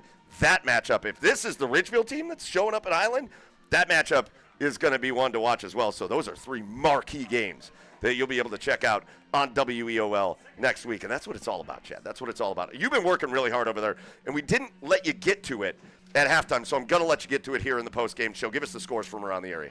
Dalton 27, Columbia 7 in the fourth quarter, Mike. North Ridgeville, like you just talked about, 42-7, up big over Anthony Wayne. It's crazy. Go on, Rangers. Go on, Rangers. We saw Anthony Wayne last year in the regional semi against Highland, and it was a complete and, you know, going into it, right, Anthony Wayne's, their 3 losses were to Perrysburg, to Whitmer, and to someone else that was dominant out in the Toledo area. So that's surprising. McKinley just took a 21-7 lead over the Bees.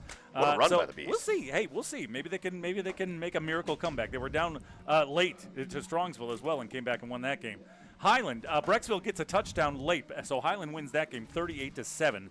Wadsworth up 27-0 in the fourth quarter against St. Francis de Sales. Galleon, again, up big 34-3 over Cloverleaf. St. Ed's all over Berea, 35-7. What a crazy season for the Titans. Menor just dominating Massillon Jackson, 49-6. Looks like Canton McKinley might be headed to Menor next week. Whitmer and Perrysburg locked in a 3-3 ball game late in the fourth quarter. That's one of those. Whitmer beat them up pretty good in the regular season, but that's one of those. It's kind of like Strongsville and Medina last week. When you know each other, again, that's going to be this game next week. Rocky River, if they hold on against Buckeye, those 2 teams know each other. You just never know what's going to happen in those games. That's true. Last I saw, Avon was up 39-6 over Olmsted Falls. Rocky River, just talked about that one as well. 16-7 over Revere. Still some time to go in that ball game. Wapakoneta 20, Shawnee 16, the last score I saw. Toledo Central Catholic 35, Lexington 10. That was a good Lexington team too. Toledo Central Catholic. Oh boy, yeah. Here they come. Here come the Irish. Yep. Shelby all over Orville, 42-0 tonight. Perkins shutting out Napoleon, 31-0. Wow.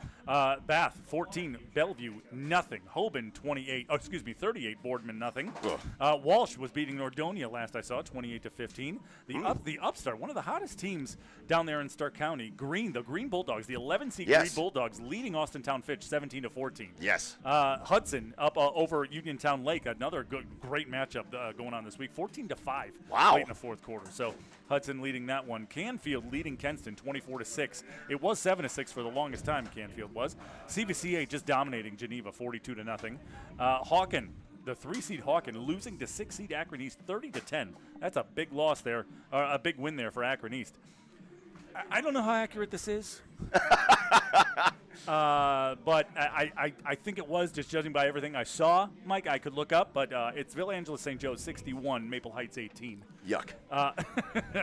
So Cincinnati Elder 27, Fairfield 7. Lakota West. No way. 14, Moeller 12 late in the fourth quarter. So Matt Tarnasky, his season at Kentucky might be starting a little bit early. Oh, my gosh. So we'll see if Lakota West can hang on there. Big Walnut all over Walnut Ridge, 36-0.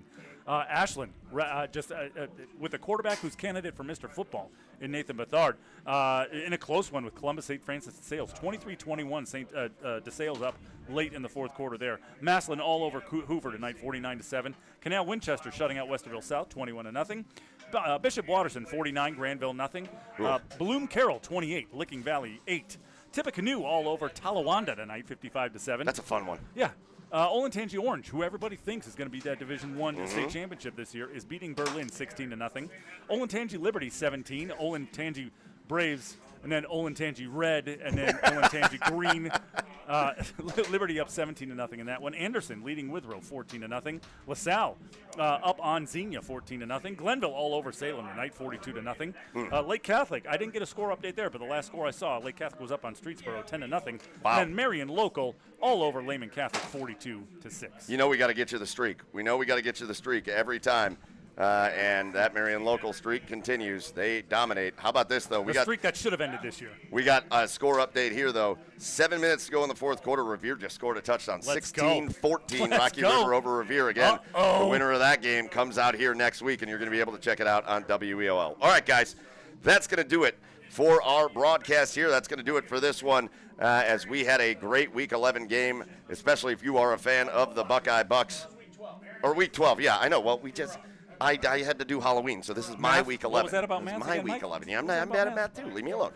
But listen, it was great. We had a great time bringing it to you. We just want to give our last thing, our thank yous go out to, first of all, the people here at Buckeye, John Myers, Greg Dennison. I mean, the food spread here is the best.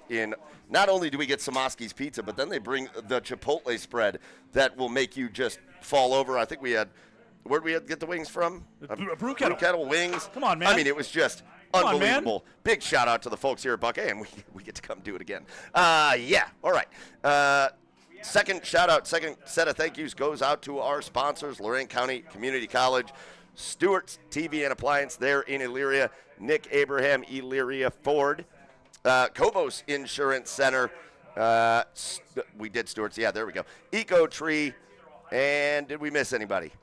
I don't think we missed anybody. I don't have my normal thing. Lorain County Community College. There we go. Those were our sponsors. Big shout out to them for sponsoring us and being part of the show and just supporting what we do in high school sports all over. Couldn't do it without our sponsors, so make sure you check them out for supporting us all the way around. Our last thank you is going to go out to all of you that joined us here, whether you watched it on YouTube or checked it out at WEOL.com. We appreciate you, and we love the fact that you tune in with us every single week. Again, next week, we got 3 games. We know we got 3 games. Avon Wadsworth, Ridgeville Highland, Buckeye, and whoever wins against Rocky River and Revere. You do not want to miss all that action. Get the WEOL app, put it on your phone, put it in your pocket, take us with you wherever you go. And we will be thrilled to bring you more playoff football next week. Again, from here, Final score 26-0. Buckeye beat St. Mary's Memorial. For Chad Meyer, my broadcast partner, for our cameraman out there, Gary Pelter, braving. Well, it kind of looked like weather, but there was no weather. It was kind of nice outside. So for Gary Pelter out there, he's fine. And Jared Kozar, Jared Kozar had to do a lot in this game. The real MVP. Defensive MVP might have been Roman Kretler, but the real MVP tonight was Jared Kozar for everything all the fires he put out. So big shout out to you guys. It was great working with you. We'll see you next week here on WEOL. Until then, have a great weekend. Cheers, everybody.